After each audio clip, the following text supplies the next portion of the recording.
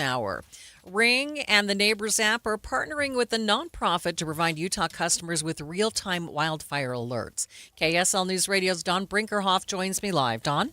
Maria, starting today in Utah, when the nonprofit Watch Duty identifies a wildfire, Ring customers living in the area will get an alert on their app letting them know about the fire. For subscribers in the alert area, outdoor Ring cameras will automatically begin analyzing video for visual signs of smoke or flames. When smoke or flames are detected, that information will be sent to customers so they can decide what they need to do to keep themselves and their families safe. Finally, those customers who want to can voluntarily share photos from their cameras with first responders to help in the firefighting effort. Reporting live, Don Brinkerhoff, KSL News Radio. Hot days combined with air pollution could dramatically raise the risk of suicide. KSL News Radio's Brianna Willis tells us more. Over 7,500 suicide cases were studied by a team at the University of Utah. They found when high temperatures are combined with air pollution, specifically pollution caused by traffic, there was a nearly 50% increase in suicide risk. Lead author on the study, Dr. Amanda Beekian, says now they are looking into why this happens. One theory is inflammation. It plays a role in a wide range of health outcomes, again, physical health outcomes, but also now mental health outcomes. We know inflammation is being implicated more and more in depression, in suicidality, in suicide death. She says along with looking into why this happens, future studies will also be looking at how pollution from wildfires affects the suicide rate. Brianna Willis, KSL News Radio.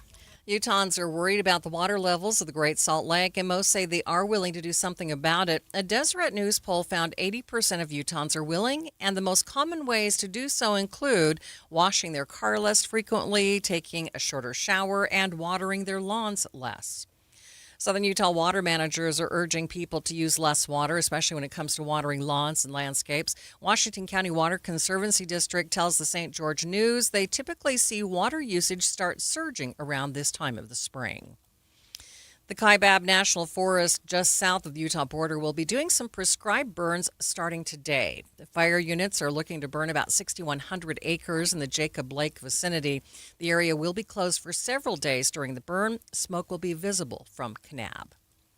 Nebraska is dealing with wildfires right now. One person has died. Thousands of acres have been burned. Utah is actually helping. 2 task forces are there to assist in firefighting. It's one of the largest fires in state history, covering 500,000 acres. Utah also still has 2 task forces in Texas helping fight fires there. KSL's top national stories. Tensions are rising over the Strait of Hormuz as Iran vows to block the key shipping route and the U.S. pushes for it to reopen. ABC News White House correspondent Karen Travers has the latest. President Trump in a social media post now says the U.S. doesn't need the help of allies in the military operation against Iran. The president writing that because the U.S. has had military success, quote, we no longer need or desire the NATO countries' assistance and doesn't need Japan, Australia, or South Korea. He notably doesn't single out China, a country he's been putting pressure on to help reopen the Strait of Hormuz. The post comes after days of the president pushing these countries to help the U.S. military with escorts of ships and tankers in the strait, which Iran has effectively blocked with ongoing missile and drone strikes. Karen Travers, ABC News, the White House. Israel says Iran security chief Ali Larijani has been killed in an airstrike. Reuters reports he was the right-hand man of the late Supreme Leader Ayatollah Ali Khamenei. The top counterterrorism official in the country is stepping down over the president's decision to go to war with Iran. In his resignation letter, Joe Kent insists Iran posed no imminent threat to the U.S., but House Speaker Mike Johnson says that's not what he's heard from Trump cabinet secretaries and from the Joint Chiefs Chairman. They had exquisite intelligence, and we understood that this was a serious moment for us. The outgoing counterterror chief was a controversial choice, confirmed last year nearly along party lines. Top Senate Intelligence Committee Democrat Mark Warner says he views Kent's record as deeply troubling. But when it comes to his take on the Iran war, Warner says he is right. Stephen Portnoy, ABC News, Washington. Other national stories KSL is following. Investigators in New Mexico are expanding a search for a missing retired Air Force general who disappeared nearly 3 weeks ago. ABC's Aaron Katursky has more on William Neal McCasland. McCasland's wallet, .38 caliber revolver, and leather holster are unaccounted for, but his hiking boots were found at his vacation home in Colorado. He is an avid outdoorsman, and the local sheriff in Albuquerque said searchers have canvassed trails, along with hundreds of area properties on foot, by air, and using drones, dogs, and horses. The FBI is now helping with that search. Time now for First Look Traffic. Good afternoon, Ricky. Good afternoon, Maria, and welcome back. Thank you. Good to be back. We are seeing a small accident both sides of I-15 by Beck Street, Highway 89's exit. Of all the vehicles that I'm seeing in the camera are out of traffic on the shoulder, but we're still waiting for emergency crews to arrive. Ricky Meese in the KSL Traffic Center. KSL News Time, 12:05. Doug Wright here with Monty at Connecticut Quality Water Systems of Salt Lake, an authorized independent dealer. Monty, give it to me straight. Why is Connecticut the premium choice over those standard electric softeners? Doug, it comes down to this. Do you want an appliance you have to babysit? Standard water softeners have microprocessors and computers that need setting and adjustment. And they use a lot more salt. So you get to haul 40-pound bags of salt down to your basement every month or so. And Connecticut? Zero electricity, zero timers to reset, zero downtime, and uses 70% less salt. It's a higher standard of engineering that completely removes the hassle of owning a water softener. That's what I love about my Connecticut. Dee and I never have to even think about it. We occasionally add a bag of salt and it just works, and I've never had to set or adjust anything. Do what I did and get the one that just works. Find out how soft your water could be at softwaterutah.com. That's softwaterutah.com. A family office is a team built to handle the three biggest financial responsibilities a family faces: wealth management, tax strategy, and estate planning. Most firms only manage your investments and refer the rest out, hoping everyone stays aligned. At Trajan, we built something different. Your wealth, tax planning, and estate planning are handled together inside one firm under one roof. There's no guessing whether your CPA, advisor, and estate attorney are truly in sync, because our team works together every day on your behalf. When your financial life becomes more complex, your advice should become more coordinated, not more fragmented. One plan, one trusted team. Call Trajan today, 801-207-9900. That's 801-207-9900. Trajan Wealth, an SEC-registered investment advisor. Additional services through Trajan Estate and Trajan Tax. Additional disclosures and accreditation at TrajanWealth.com. Thank you for joining us for Midday, recapping our top stories. Security companies are working to help protect Utahns in other ways, partnering with others to alert individuals about wildfires. KSL News Time, 12:08. A former Utah death row inmate was back in the courtroom today. His attorneys and prosecutors are racing to prepare for his new murder trial more than 40 years after his first trial. KSL News Radio's Adam Small was at the hearing in Provo. Douglas Carter is once again being charged for the murder of Eva Olesen. He was convicted and sentenced to death row for her murder in 1985, but the Utah Supreme Court overturned his conviction last year after attorneys accused Provo police officers of bribing and threatening witnesses in the original trial. Today, Carter returned to the courtroom wearing his Utah County Jail-issued jumpsuit with shackles around his hands and ankles as prosecutors seek to reconvict him and put him back on death row. The case is going to be much harder for the state to prove than it was 30 or 40 years ago when the witnesses were more available, more local, and the information was fresh in their minds. We don't have any of those things anymore. That's KSL legal analyst Greg Skordas. Today, Carter and his attorneys both expressed frustration with prosecutors, saying they are still missing information in the mountain of evidence they're reviewing to prepare for the new trial. The judge is giving both sides until April 3rd to be ready to set a date for that new trial. In Provo, Adam Small, KSL News Radio. Corey Richens is now waiting to learn her fate after a jury found her guilty of killing her husband at their home in Camas. Her husband's family says they're relieved after years of waiting for justice. KSL spoke with some of Eric Richens' cousins who say their focus is now loving and caring for Eric's 3 surviving sons. They're just loved. They have a lot of love surrounding them. They're great boys, and they're gonna be fine. Corey will be sentenced on May 13th. She faces up to life in prison. A Utah man will spend at least 15 years in prison after he was convicted of attacking his sister. Prosecutors say Samuel Martindale was staying with his sister in Utah County after being released from a rehab center, but one day he came home upset about a bicycle and attacked his sister and threatened to kill her. He was convicted of aggravated kidnapping and aggravated assault. Traffic and weather together. It's brought to you by UCCU. Earn 4.24% on savings at UCCU.com. Any problem spots, Ricky? We have an accident reported. It was reported on the northbound side of I-15 by Beck Street, Highway 89, going between Salt Lake and Davis counties. But there is also a vehicle on the shoulder right across from it on the southbound side of I-15. I'm waiting for emergency crews to arrive, and I presume they'll be on the northbound side of I-15 near Beck Street and likely out of traffic, but we'll keep you posted. Also, we're getting reports of a possible gas leak that is going to affect traffic in Woods Cross. This is near 1200 West and 1300 South. Not going to be a busy area, but just be aware that could be happening. Salt Lake County freeways, all clear and looking good. At UTA, they move your early mornings, your long days, your big plans. They move purpose. They move you. Plan your trip at rideuta.com. Ricky Meese in the KSL Traffic Center. Spring has sprung today, folks. I got a high of 72, mostly sunny skies. Beautiful. 48 overnight, mostly clear. We'll go for full-on sunshine on Wednesday, high of 79, tying a daily record, potentially reaching an all-time March high. 80 on Thursday, likely tying an all-time record high. We may even make a run for the record. From the KSL Weather Center, I'm Matt Johnson. And a lot of sunshine right now in downtown Salt Lake City and 63 degrees. And still to come on Midday with Maria Shilaos. We'll talk to a former delegate about what it's like walking into a caucus meeting. That's coming up, streaming live at KSLNewsRadio.com and on the app for KSL News Radio. We are Utah's news, traffic, and weather station.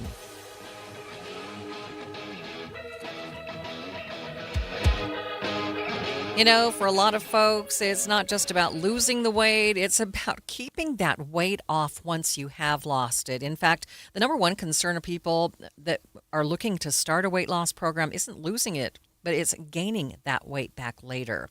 Now, many programs can help you lose the weight, but very few teach you how to keep it off long term. I've told you how much I have enjoyed the Salt Lake City Fat Loss Diet, and that's because that's what they do. This is a doctor-developed program. It helps adults lose 20 to 40 pounds in about 60 days using real food from the grocery store. That means that you aren't buying any medications, you're not buying any prepackaged meals just to maintain those results. Because we all know that once you stop paying for the medications, once you stop paying for the meals, that weight can come right back. But more importantly, Salt Lake City Fat Loss teaches you how to maintain that weight so you can keep the results long term without giving up those foods you love or relying on ongoing medication or expensive meal plans. That's why thousands of people across this state trust SLC Fat Loss to help them not just lose that weight, but keep it off. You're going to love their app. It keeps you accountable, gives you great resources, and really shows you how to get it done and how to keep that weight off. You can call them now for a free consultation, but an easy way to do it is at slcfatloss.com. That's slcfatloss.com, slcfatloss.com. You know how they always used to ask you in grade school, what do you want to be when you grow up? I bet I'm the only kid who ever stood proud and said, I want to be a rain gutter or siding installer. Jim Jr. here with RGS Exteriors, and man, I can still remember all those wannabe astronauts and quarterbacks looking at me like I was an idiot. Who would want to install rain gutters or siding? Somebody who was a fourth generation in business. That's who. My great-grandfather, T.R. Brown, started the company in the 50s. Then my grandfather took over from him, then my dad, Tim Sr., and now I've been at the helm since 2005. Every day I wake up and think, man, I'm living the dream. And now my own kids are starting to work in the business too. 5 generations. If you want gutters, siding, windows, or any exteriors on your home, and a company that really cares deep down to our souls, give RGS a call. 801-280-3110 or find us online, rgsutah.com. That's rgsutah.com. 801-280-3110, rgsutah.com.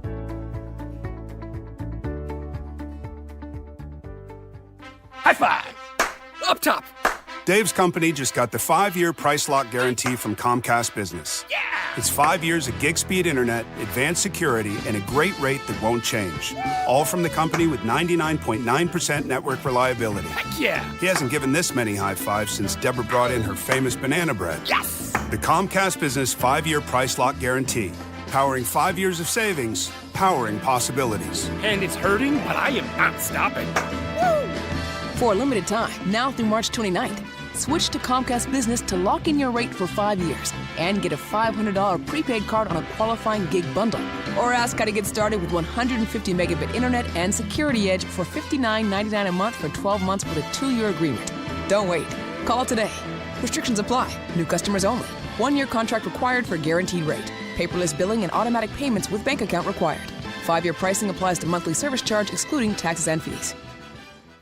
KSL News Time, 12:15. The 3 things you need to know this hour. First, a former member of Utah's death row was back in front of a judge today as his attorneys and prosecutors race to prepare for his new murder trial. In Provo, I'm KSL News Radio's Adam Small. Second, President Trump says he's disappointed in NATO and the lack of support to reopen the Strait of Hormuz.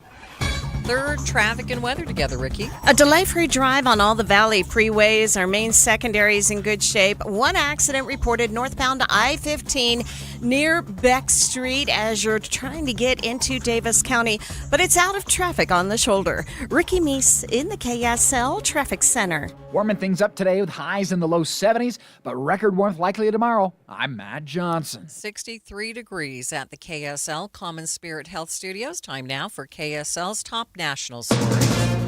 From ABC News, I'm Michelle Franzen. The war with Iran taking another turn. Israeli forces say overnight strikes targeted and killed 2 top Iranian Revolutionary Guard officials. ABC's James Longman says it delivers another blow to the regime. Israel says they've killed Iran's security chief, Ali Larijani, one of the remaining faces of the regime. Just days ago, in a show of defiance, he appeared in a public march and a strike landed nearby. Killed alongside him, Golem Reza Soleimani, the head of the Basij, the religious militia responsible for the brutal suppression of protesters. Oil and gas prices still on the rise due to Iran's closing of the Strait of Hormuz to most oil tankers. At the White House on St. Patrick's Day, President Trump hosted the Taoiseach of Ireland. Before talks, the president criticized NATO countries, he says, for not joining in to help reopen the strait. At the same time, the president says the U.S. doesn't need them. I think NATO's making a very foolish mistake, and I've long said that, I wonder whether or not NATO would ever be there for us. President Trump called Joe Kent, the top U.S. counterterrorism official, weak on policy. That after Kent resigned. In a letter, Kent denounced the war with Iran, saying Iran did not pose an immediate threat, he says, to warrant the U.S. carrying out military strikes. Kent also claims President Trump was, quote, deceived by Israel and some media organizations to join the military operation.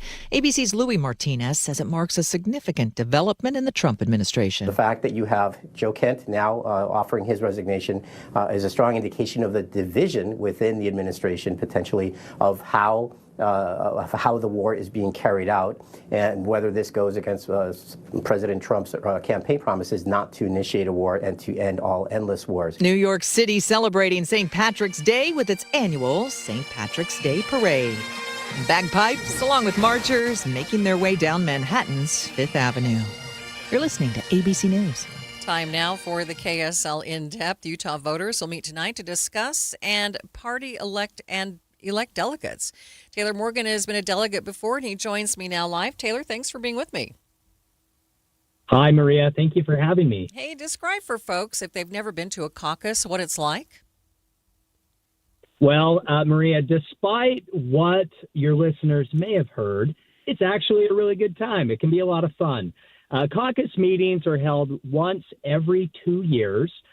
Typically, it's a small meeting, anywhere from 20 to 50 voters in your political party show up at, with a local elementary or a local high school. You meet in a classroom and you talk about politics. And I know this is the topic that everyone loves to talk about with their neighbors.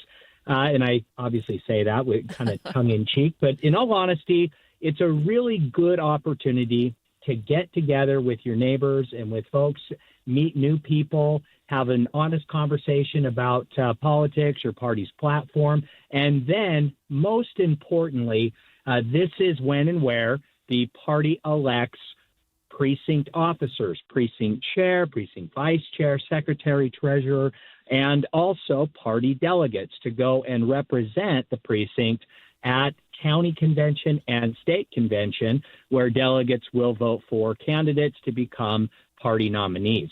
Now, of course, the caucus convention pathway is in addition to the signature pathway. There are two paths to get on the primary election ballot in Utah, but caucus convention is one of those paths. It's a great chance to get involved really directly at the grassroots level of politics here in Utah. So can anyone be involved in these neighborhood caucuses, and why is it so important? Well, it's important because it gives real everyday Utahns a chance to get together and talk about the issues that matter most to them, to talk about candidates and decide who they want to go and speak for them and vote for them at county and state convention. That's why it's important. Now, the parties have different requirements as to who can. Oh, no. Did we lose you? Or precinct office. Okay, sorry, Taylor. So we missed voters part of what you said there. Go ahead. They have certain requirements. Some of them have certain requirements. Then we lost you for a sec. Oh, sorry about that, Maria. Yeah, it's important that your listeners check out what requirements apply to them depending on their political party. Utah Democrats have posted all that information as well as when and where to attend caucus on their website, utahdemocrats.org. Republicans here in Utah can also get all of the information, find out what the requirements are, and find out when and where their caucus meetings will be tonight at utgop.org. There's a great caucus tool.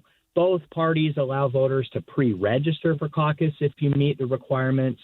And so I would encourage everyone to visit the website affiliated with your party to get more information and find out where to go tonight. All right, Taylor, so good to talk with you. That is Taylor Morgan joining me to talk about caucus night.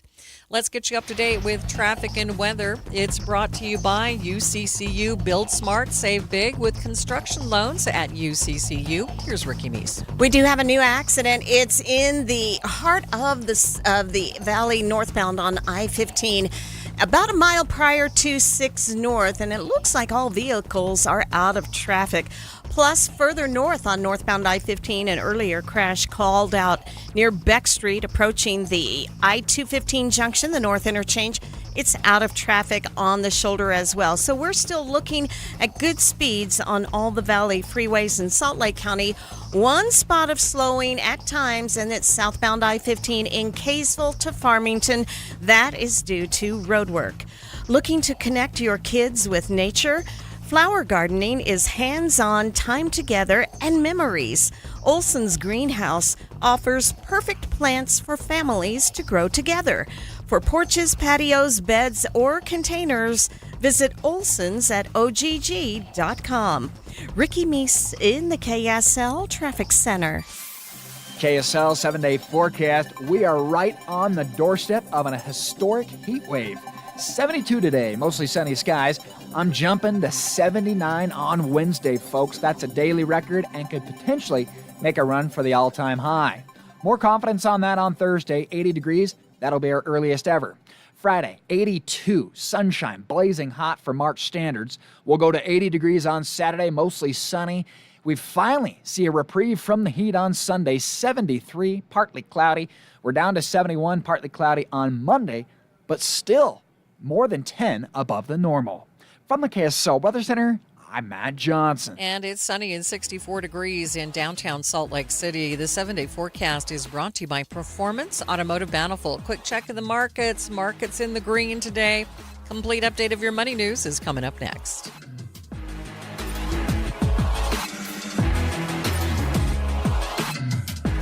If you've saved more than $300,000, there's one thing you can do now that can make your savings go twice as far in retirement, and it's tax planning. That's right. Tax planning could significantly reduce the taxes on your IRA and 401k withdrawals, Social Security benefits, and other investment income.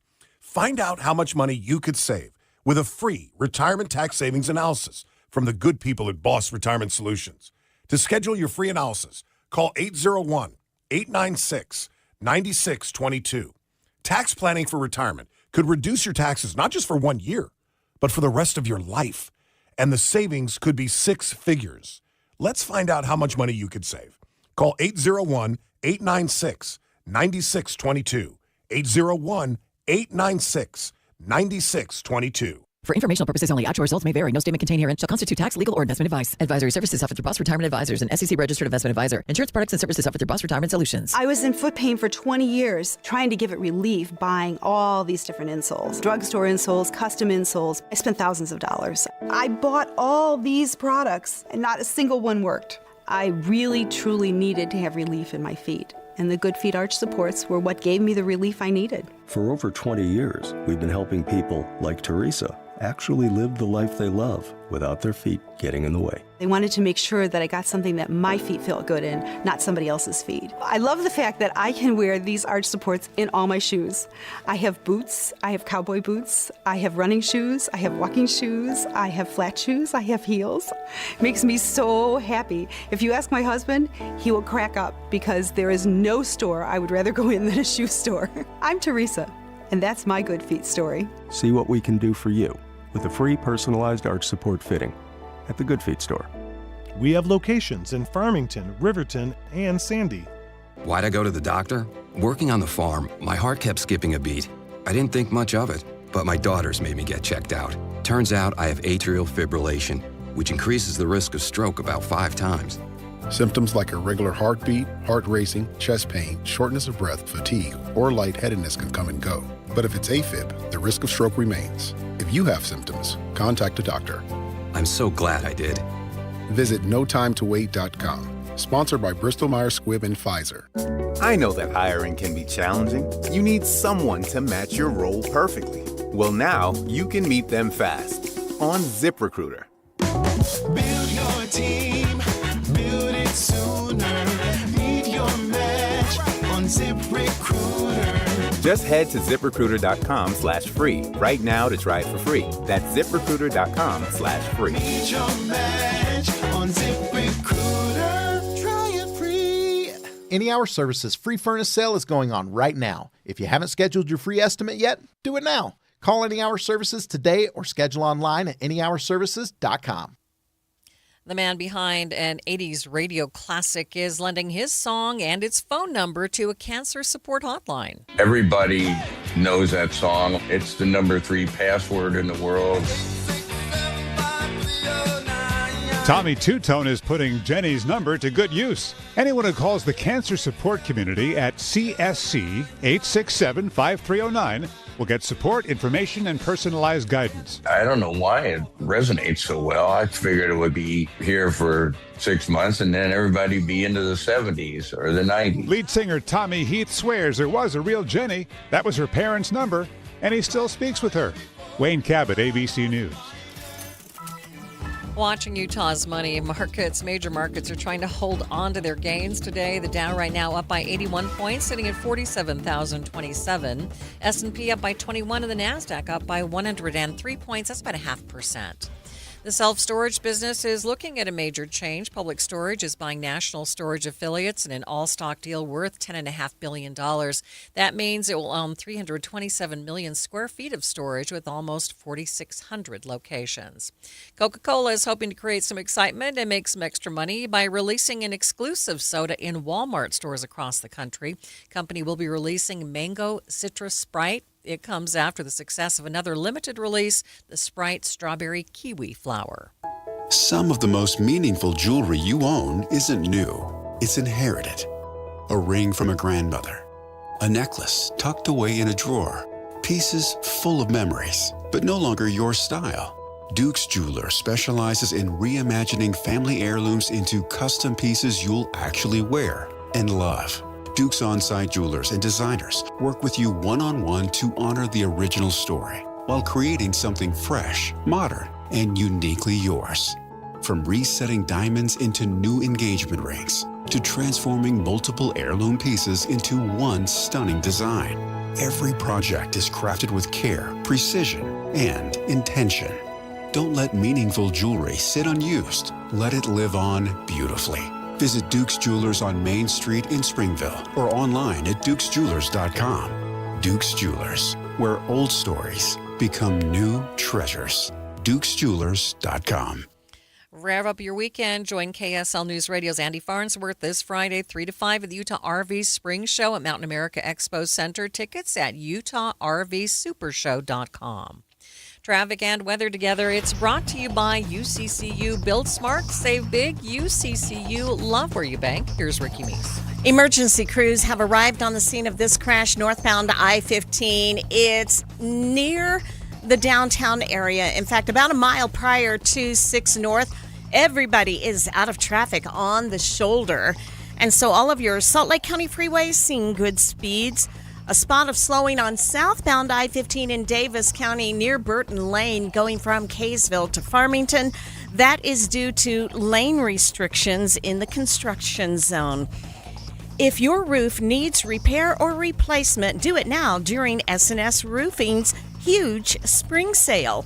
Flexible financing options available. Get the best value on the highest quality roofing job. Get a quote today at snsroofingutah.com. Ricky Meese in the KSL Traffic Center. Forecasting a warm high today of 72 degrees, mostly sunny skies. Will drop off to 48 overnight. Downright hot on Wednesday, 79, only 1 degree off the all-time March record high, sunshine. Headed into Thursday, 80. We could tie the all-time March high, sunshine. From the KSL Weather Center, I'm Matt Johnson. You're listening to Midday with Maria Shilaos on KSL News Radio, 102.7 FM and 1160 AM. Good afternoon. KSL News Time, 1231. KSL's top story this half hour. At least 100 people are gathered outside the governor's mansion right now protesting a possible immigration detention facility in Salt Lake City. KSL News Radio's Eric Cabrera is there and joins us live. Eric? Maria, it's a lively scene here along South Temple this St. Patrick's Day. About 100 protesters wearing green, holding signs opposing what they believe could become an ICE detention facility, while drivers passing by honk in support. Some protesters say the plan goes against what Utah stands for. As an immigrant myself, I'm here to support my community. I believe in the immigrants. I believe we do great things in this country, and they need to stay home. We don't believe in the ICE detention centers. We don't believe that that's a humane way to treat our fellow citizens. Utah is not the place for a detention center that does not represent Utah's values. Protesters here are urging Governor Spencer Cox to speak out after the Department of Homeland Security purchased a 24.9-acre warehouse near Salt Lake City International Airport for about $145 million. Federal officials haven't publicly confirmed exactly how the site will be used, but many local leaders and activists believe it could become a large immigration detention facility. Some local leaders, including Salt Lake City Mayor Aaron Mendenhall, have raised concerns about zoning and oversight if the project moves forward. Organizers say today's protest is just the start, as they plan to stage another tomorrow at the warehouse near the airport tomorrow. Live outside the governor's mansion, Eric Cabrera, KSL News Radio. Salt Lake County is reminding voters to register with their party ahead of tonight's caucus meetings. KSL News Radio's Cameron Elliott has the story. Some parties are closed, meaning you won't be able to attend the caucus unless you're registered to that party. Salt Lake County Clerk Lanny Chapman says registering with your political affiliation couldn't be simpler. Super simple. On my website at slco.vote, there's a link to change your political party affiliation. You can fill out a form online and sign it virtually, and we're able to access that and change your political party affiliation. You don't have to panic if you haven't changed your affiliation. The deadline is not until April 1st. However, Chapman says the earlier you register, the better. Cameron Elliott, KSL News Radio. We are learning more about the woman arrested for assaulting an Uber driver. The arrest documents say Melissa Gerhardt actually punched the driver as she was exiting the car after asking him to let her and a passenger out. She tells police she was drunk at the time and she doesn't remember much of that ride. She has since been arrested. As traffic volumes and congestion continue to grow, drivers' patience can spread thin. UDOT wants people to know that they are continually monitoring our roadways across the state to make them as safe and as efficient as possible. UDOT spokesperson Mitch Shaw says there's things that you can do to help as well, such as using the zipper merge. You don't want to merge early because essentially what you do, if everyone's trying to merge early, then you waste capacity on the road. Now, Shaw says it's important as there are a lot of construction projects underway across the state to keep in mind that it's merging, it's not cutting people off. A local school bus driver says people are starting to get the message that passing a bus with its red lights flashing is illegal. KSL News Radio's Reagan Edelman has the story. When a school bus's lights start flashing, you're supposed to stop. It means that kids are either about to board or exit. But Matt Birch, an Alpine school bus driver, told KSL 5 TV back in January that people were constantly blowing past his bus and putting the kids at risk. Since that story aired, Birch says the numbers of violations fell from 8 or 9 a day to just 1 every 2 weeks. People took it serious, and I'm grateful. I am so grateful. I love my kids, and I've just seen way too many close calls in my career with Alpine School Bus. When you take it down to nothing, I literally believe that we're saving lives. Birch says that he's gotten similar feedback from other bus drivers throughout the state and a lot of positivity from community members. He's grateful for help from law enforcement and everyone who listened to his message and learned from it. Reagan Edelman, KSL News Radio. KSL's top national stories. President Trump is doubling down once again, saying other nations should help with escorting ships through the Strait of Hormuz. NATO allies have rejected that request, saying they don't want to meddle in the conflict that was started by the U.S. and Iran. President is disappointed in them, going as far as suggesting that the U.S. doesn't need their help to keep maritime traffic moving through the strait. Well, I'm disappointed in NATO that we spend trillions of dollars on NATO. Think of it, trillions over the years, many trillions of dollars. It's one of the reasons we have deficits and we help other countries. And when they don't help us, I mean, it's certainly something that we should think about.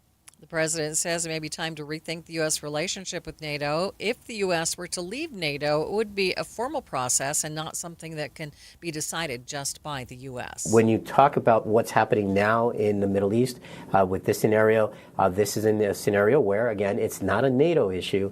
It's one of these things where essentially it's more about individual nations that make up NATO. It's just the president generalizing that this is NATO. So I think we should just look at it in that context. It's not an organizational thing, because right now this was not a threat that was being directed at all of NATO. ABC News senior Pentagon reporter Louis Martinez reporting. First Look Traffic, here's Ricky Meese. Crews are still working on this accident northbound I-15 about a mile prior to 6 North, but it is in the final cleanup stages. No delay. It's out of traffic on the shoulder. Ricky Meese in the KSL Traffic Center. KSL News Time, 1237. Hi, I'm Utah tax attorney Jordan Wilcox. When the IRS invades your life, it's never good news. Keep in mind, it's not just you. I owed roughly $34,000. $61,000. When the IRS first contacted me, I was horrified. When they start hounding you and harassing you and assaulting you. Don't face the IRS alone. With everything in your life at stake, don't trust just anyone. From what I got told was being done in a matter of 2 years, he had done in a matter of like 48 hours. It's a great thing to have the IRS off your back. We have reduced our tax liability by over $42,000. Once I signed on with Jordan, I never talked to the IRS again. It changed our lives. You need someone to fight for you. Visit endtaxworry.com and get relief today. Let's solve your tax problems now. Visit endtaxworry.com. That's endtaxworry.com. Why'd I go to the doctor? Working on the farm, my heart kept skipping a beat. I didn't think much of it, but my daughters made me get checked out. Turns out I have atrial fibrillation, which increases the risk of stroke about 5 times. Symptoms like irregular heartbeat, heart racing, chest pain, shortness of breath, fatigue, or lightheadedness can come and go. But if it's AFib, the risk of stroke remains. If you have symptoms, contact a doctor.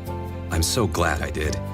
Visit notimetowait.com. Sponsored by Bristol-Myers Squibb and Pfizer. Need life insurance but have diabetes, high blood pressure, or on anxiety meds? If you're a 50-year-old male, even porky, or with type 2 diabetes, $1 million of life insurance may only cost you about $200 a month. For affordable term life insurance, call Term Provider and speak with Big Lou at 800-777-1225. 800-777-1225 or visit biglou.com. Remember, Big Lou's like you. He's on meds too. 800-777-1225.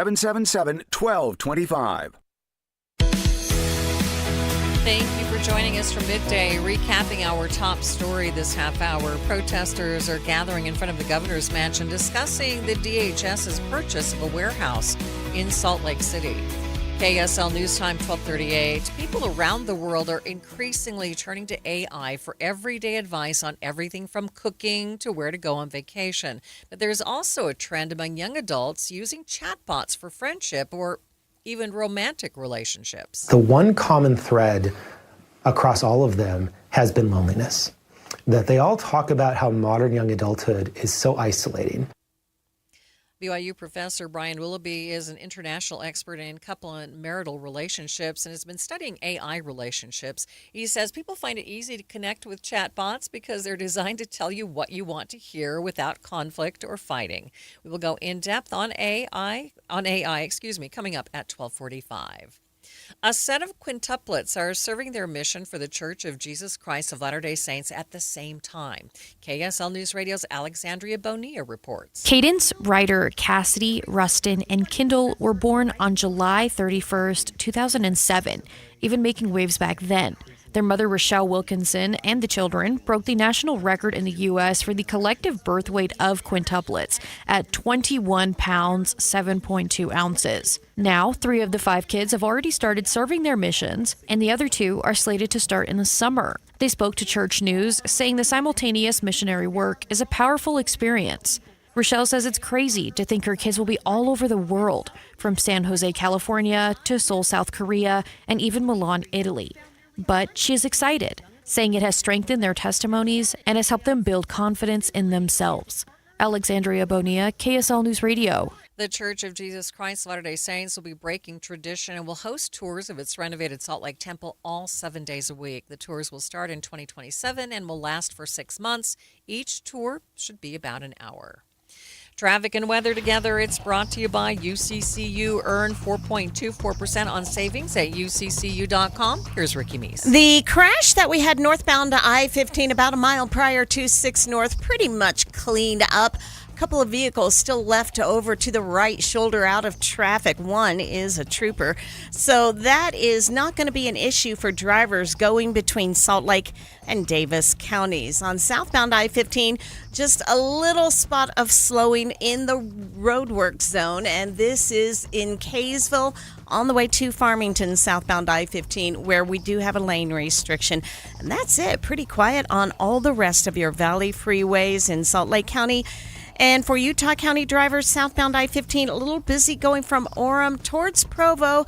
We'll keep an eye on that, but overall, no problems reported there. It's Utah's favorite shopping tradition you can't miss. Simple Treasures this week. Hundreds of local vendors, one-of-a-kind pieces, gifts, wearables, food, and more. Discounted tickets available, easy checkout. Visit simpletreasures.boutique. Ricky Meese in the KSL Traffic Center. We've got a 72 dialed up for today. Really nice weather, mostly sunny skies. 79 tomorrow will likely tie a daily record and potentially set a new March record for Salt Lake City. Sunshine. More confidence on an 80-degree day on Thursday if we hit it. That's our earliest 80 on record. Friday may just push to 82, folks. From the KSL Weather Center, I'm Matt Johnson. It's sunny and 64 degrees in downtown Salt Lake City. And coming up on Midday, we'll take another look at AI and how we can protect Utahns while taking advantage of its abilities. That's coming up, streaming live at KSLNewsRadio.com and on the app for KSL News Radio. We are Utah's news, traffic, and weather station.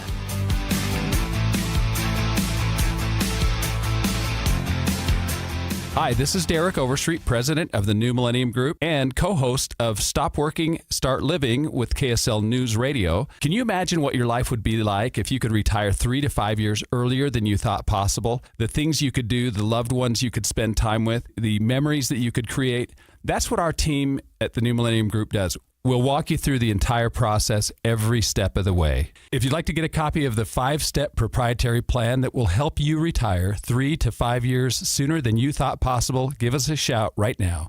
888-999-6370. That's 888-999-6370 or utahsfinancialplanner.com. Listen, most of our listeners right now have a tax problem, not a money problem. There's not enough money in Social Security Medicare as it is. Let us show you how you can significantly reduce your taxes. That's 888-999-6370, 888-999-6370 or utahsfinancialplanner.com. Kitchen and bath transformations start with AMC Building Materials. AMC Building Materials is a large kitchen cabinet and countertop supplier serving both wholesale and retail customers. AMC offers factory direct pricing on all interior remodeling materials, giving you exceptional value without sacrificing quality. Most standard items are available for quick payment and pickup right away. AMC Building Materials provides professional service, free design, and free on-site measurements, along with expert installation by top AMC professionals. From bold kitchen designs to beautiful functional bathrooms, AMC delivers outstanding value with styles you'll love. And best of all, most projects can be completed within just 10 days. Come experience beauty you can see, quality you can feel, and service you can trust. Get directions to the new AMC Building Materials showroom at 3678 South 700 West today and schedule your free estimate. Visit amckitchenslc.org. That's amckitchenslc.org. At Fisher Investments, we may seem like other money managers, but we're different. Are you really that different than the rest of us? We are. As a fiduciary, we always focus on what's best for our clients. What services do you offer besides investing? We have a team of specialists in financial planning, estate planning, and more. Your clients rely on you for all that?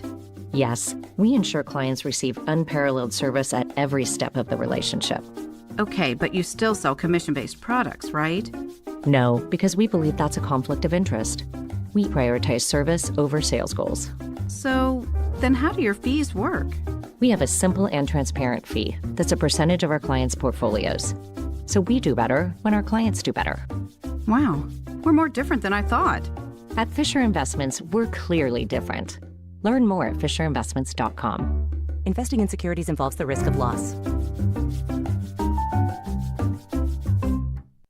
KSL News Time, 1245. The three things you need to know this hour. First, a new study with the University of Utah shows air pollution make hot days more dangerous for mental health, showing a dramatic rise in suicide on those days. I'm KSL News Radio's Brianna Willis. Second, Ring and the Neighbors app are partnering with the nonprofit to provide Utah customers with real-time wildfire alerts. Third, traffic and weather together, Ricky. It looks like traffic is moving through the area once again, 3300 South near Main Street. We did have it temporarily blocked off so fire crews could be at the scene to investigate. All lanes do appear to be open now. Ricky Meese in the KSL Traffic Center. Significantly warmer today, but not record-breaking just yet. I'm Matt Johnson. Sunshine, 64 degrees at the KSL Common Spirit Health Studios. Time now for KSL's top national stories. ABC News, I'm Michelle Franzen. As Iran continues to keep the Strait of Hormuz closed off to global oil shipments, oil and gas prices continue to rise. President Trump criticizing allies, including NATO, after many countries turned down the U.S. request to help reopen the strait. The president now says they don't need the help. Here's ABC's Karen Travers. There is Article 5, which is the collective defense of NATO, where an attack on one country is an attack on all. And the president seems to be sort of blurring that here, saying that these countries now have to step in and help the United States. And he's also comparing it to the U.S. assistance in the fight in Ukraine and how the U.S. has been helping along with NATO to back Ukraine in the war against Russia. Residents in the South to the Upper Plains cleaning up after volatile storms. Parts of Michigan hit by a late-season winter storm, and fierce winds knocked out power along the East Coast. That's adding to travel troubles at airports, with the partial government shutdown also leading to TSA staffing issues. This is ABC News. Time for the KSL In-Depth. Several bills this legislative session dealt with AI, but not all made it to the governor's desk. The executive director of the Utah Department of Commerce, Margaret Bussey, tells Inside Sources it's a good thing Utah already has some legislation in place to protect people. We have protections that we put in actually 2 years ago. We were the first state to do anything on this, and this was back in 2024. Just a real simple disclosure law around if you're interacting with an AI and you don't know it's AI, you can ask and it has to answer honestly. It can't sort of fake to be a human. We put that into place. Last year, we put into place some guardrails around mental health therapy chatbots powered by AI to make sure that people's privacy was protected and they weren't sort of gathering information that could be extremely sensitive in that kind of an interaction and using it to profit, sort of to sell the data and those kinds of things. And so we put that into place last year. And then this year, we had a couple of bills that went through that really protect against sort of the harms that can happen from deep fakes. When you may not know that something's a deep fake that's been altered by AI, or maybe you're being harmed because your picture has been nudified, or your name, image, and likeness has been used in ways that you don't like. So we have actually put in some great safeguards around AI. And I think that's something Utah can be proud of. I also think that Utah is really trying to pursue a balanced approach where we want to embrace the advantages of the technologies, but also be mindful of some of the risks and put in appropriate guardrails. Bussey says it's important to know how AI will change things, but also not to let it overtake things. There's a lot of, I think, anxiety around these new emerging technologies and what they're going to do to our society, what they're going to do to our relationships. And that's why under Governor Cox's leadership, we are really focused on this pro-human approach, which we define as being human-guided. So we want to make sure our AI systems are human-guided, and they're not AI-guided, right? And they're also human-enhancing. They're actually helping us and not replacing us. She says they are still brainstorming some new AI legislation to propose next year. Traffic and weather together. It's brought to you by UCCU. Build smart, save big with construction loans at UCCU. Here's Ricky Meese. We still have what's left of an earlier crash on northbound I-15 about a mile prior to 6 North, but it's out of traffic on the shoulder, has not caused any kind of delay. In fact, good speeds on all your Salt Lake County freeways. And if you're traveling southbound I-15 in Davis County going from Kaysville to Farmington, you will see that the road work in the construction zone is causing just a little bit of slowing. Nothing crazy, but just be prepared for a lane shift there. And overall, our main secondaries are in good shape for the noon hour. With nutrients blended for greener, healthier turf in our local soil, IFA's 4+ Lawn Care program is the ultimate lawn owner power move. Ricky Meese in the KSL Traffic Center. KSL 7-day forecast. We will be rewriting history in the weather department this week. We'll start with a 72 today, way above normal, but not record-breaking. 79 tomorrow, tying a daily record, potentially making a run for the all-time Salt Lake high. Higher confidence on that happening Thursday, 80 degrees. That'll be our earliest ever. 82 on Friday, blazing hot from our March standards. Sunshine, keeping it real hot again. 80 degrees on Saturday. Sunday cooler at 73. We're down to 71 by Monday. From the KSL Weather Center, I'm Matt Johnson. A lot of sunshine, 66 degrees in downtown Salt Lake City, and the 7-day forecast is brought to you by Performance Automotive Bountiful.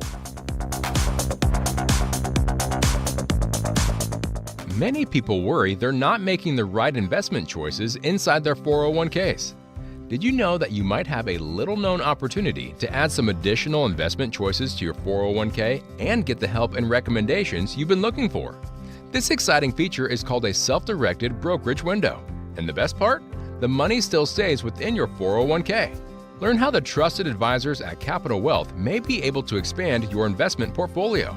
To learn more, call or text the word VISIT to 801-877-9800 or go to CapitalWealth401k.com. Improving your 401k might mean the difference of retiring a few years earlier. Let's find out. Schedule your no-cost 15-minute consultation with the Capital Wealth team today. Call or text the word VISIT to 801-877-9800 or go to CapitalWealth401k.com. Advisory services offered through Capital Wealth Advisors, LLC, a state of Utah registered investment advisor. Grand Staircase Escalante is under attack. Utah politicians are hastily racing to dismantle protections for this special place, one of America's most treasured national monuments and an important part of southern Utah's economy. An overwhelming majority of Utahns support protecting the Grand Staircase for future generations. Yet our voices are being ignored by those meant to represent us. Now's the moment to speak up. Learn more about this attack and what could permanently be lost at suwa.org. Paid for by Southern Utah Wilderness Alliance. Looking for a unique Monday activity for the family? Step aboard Titanic, the exhibition, located at the shops at Southtown and Sandy. Every Monday through April 1st, enjoy Titanic Family Days. kids can enjoy a thrilling scavenger hunt and make their very own Morse code bracelets. Book your cashless tickets today at thetitanicexhibition.com. Use promo code FamilyDays20 to save 20%. That's thetitanicexhibition.com. Amanda, I've got a cruise planned in a couple of months, and I was thinking about the other people who may have cruises planned coming up a few months from now, and why right now would be the best time for them to begin their weight loss journey on Soda Weight Loss. If you started right now, you could lose 20, 30, 40 pounds before June. That's right. I lost 37 pounds in 3 months, 3.5 years ago. And the beauty about soda is it's not a quick fix. This is learning that is going to last you the rest of your life and help you be healthy. Your clothes fit better. Your energy comes back. You don't get winded going upstairs. Yeah. Things that maybe you don't even realize. When I let go of 70 pounds in 5 months, it felt like a transformation. You learn what works for your body so you don't get addicted to shots or drugs. You just work with a nutritionist who's going to teach you how to keep the weight off for a lifetime. Right now, you should go check out sodaweightloss.com, see all the thousands of before and after pictures, or speak with a nutritionist by giving a call 866-800-SODA. Soda Weight Loss. Join us for a short time to have results that last a lifetime. Watching Utah's money, it doesn't feel like it, but the median cost to rent in Salt Lake City has actually gone down. In an analysis from Axios, Salt Lake City has one of the biggest declines. The median rent has gone down 2% in the last year. The protein craze is reaching all aisles of the grocery store. Kraft Heinz is now rolling out protein mac and cheese. Power Mac is made with pea protein and has 17 grams of protein per serving. Amazon is working to get deliveries completed faster, way faster. The online storefront is going to start offering 1-hour shipping for certain items in certain areas of the U.S. CNBC reports it's going to be available in 2,000 cities and towns across the country. The Dow up 132 points, sitting at 47,077. S&P up by 23. NASDAQ up by 101. This weekly tax tip is brought to you by the Utah Association of Certified Public Accountants. Here's CEO Susan Spears. One fast-growing tax scam right now involves identity theft, when criminals file fake tax returns or access benefits using your information. That's where ID.me comes in. ID.me helps protect taxpayers like you by making sure the person using the IRS's online services is actually you. It uses identity verification, like your ID and a selfie, to stop fraudsters from accessing your tax information or government benefits in your name. Once your identity is verified, you can safely access IRS tools, review your tax information, and it can also help someone else from filing a phony tax return under your name. Get the most out of your income tax preparation when you hire a licensed CPA. Visit uacpa.org to find a CPA that's right for you. And check out new tax tip videos by following on social media at Talk to Your CPA. Maybe we should take a nap. Yeah, smart. It was a big day yesterday. Now this is a great nap. Very restorative. I feel so rested. At Ovation Homes, taking it easy looks a little different. Single-level homes designed to keep you moving, not slowing down. Ovation Homes. Your best years start here. To learn more about your next home, find a community or speak to an Ovation specialist. Visit OvationHomesUtah.com. We decided to downsize. Less to manage. Fewer stairs. More friends. Ovation Homes. Downsize the stairs, upsize the lifestyle. Your best years start at Ovation Homes. To learn more about your next home, find a community or speak to an Ovation specialist, visit OvationHomesUtah.com. That's OvationHomesUtah.com. Your best years start at Ovation Homes. Getting help with electrical repairs is easier than you think. All you have to do is call Any Hour Services or schedule an appointment at anyhourservices.com. No one helps more homeowners than Any Hour Services. Respiratory virus season is quickly approaching, meaning we'll see more flu, COVID, and RSV in our community. The good news is vaccines are available that will help prevent these infections and keep people healthy. For flu and COVID, everyone aged 6 months and older are recommended to be vaccinated to help protect ourselves and our families against serious illness. Fall remains the best time to be vaccinated. Respiratory viruses circulate year-round, but peak late fall through winter. Your doctor can recommend which vaccines are best for you and your family. Brought to you by Intermountain Health and KSL News Radio. Traffic and weather together. It's brought to you by UCCU. Build smart, save big. UCCU. Love where you bank. Ricky? Salt Lake County freeways all clear. If you're headed back to the office after a bite to eat for the noon hour, the downtown city streets are being reported as problem-free. We do have a spot of slowing. It's due to construction in Davis County, southbound I-15. This is near Burton Lane as you make your way from Kaysville towards Farmington. Spring has blossomed in Box Elder County. History, recreation, and wildlife. And excellent dining and shopping await you. Learn more at visitboxeldercounty.com. Produced in cooperation with the Utah Office of Tourism. Ricky Meese in the KSL Traffic Center. KSL FM Midvale. KSL Salt Lake City. From the KSL Common Spirit Health Studios, this is KSL News Radio. Utah's news, traffic, and weather station. A growing protest this hour outside the governor's mansion with at least 100 people angry over recent news that ICE has purchased a warehouse on Salt Lake City's west side. They're protesters demanding the governor take action to prevent a detention facility from coming to Utah. This has been a safe place for many families, and it shouldn't change. It shouldn't change in the way that this is not a welcoming state. And I think we are here today to show that we welcome people. We love each other. We're a great community. The time is 1 o'clock on Tuesday, March 17th. It's midday. I'm Maria Shilaos. Coming up, we'll get a live report from the scene with what protesters actually want from state officials. Also this hour, hot temps on the horizon prompting conversations on drought. We are Utah, so we are either in a drought or we're preparing for our next drought. At 1:30, we'll go in depth on new poll results showing how Utahns feel about conserving water. But first, our top stories. Ring and the Neighbors app are partnering with the nonprofit to provide Utah customers with real-time wildfire alerts. KSL News Radio's Don Brinkerhoff has details. Starting today in Utah, when the nonprofit Watch Duty identifies a wildfire, Ring customers living in the area will get an alert on their app letting them know about the fire. For subscribers in the alert area, outdoor Ring cameras will automatically begin analyzing video for visual signs of smoke and flame. When smoke and flame are detected, that information will be sent to customers so they can decide what they need to do to keep themselves and their families safe. Those customers who want to can voluntarily share photos from their cameras with first responders to help in the firefighting effort. Our top national story this hour from ABC News.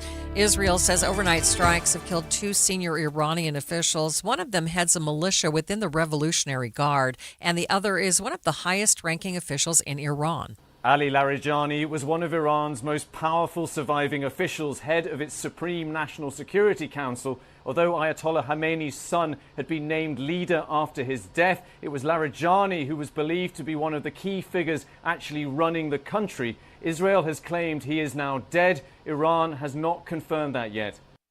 And that is ABC's Patrick Reevil reporting from Doha. Taking a look at your money at this moment, the Dow is up by 100 points, about 0.25%, sitting at 47,046. S&P up by 21, and the NASDAQ up by 98 points. Traffic and weather, it's brought to you by UCCU. Earn 4.24% on savings at uccu.com. What's happening, Ricky? We are back to a crash-free commute on the Valley freeways. The small accident, what was left of it, northbound I-15 prior to 6 North has just cleared. And right now we're seeing good speeds throughout your Salt Lake County freeways and main secondaries. While you're planning your day, plan for comfort, too, with the Good Feet store. Find the location nearest you at goodfeet.com. Ricky Meese in the KSL Traffic Center. A high today of 72 degrees, and looking at the 7-day forecast, there's not a chance of rain until next Monday, and then on Monday, only a 10% chance. We're looking at highs in the 80s by the end of the week. Right now, 66 degrees at the KSL Common Spirit Health Studios. A reminder about the simplest way to get updated for your day. Hit your KSL preset when you jump in the car, and we'll take care of the rest. Hear key news updates and traffic reports. Andy and Amanda from 5 to 9 in your car. KSL News Radio at 102.7 FM.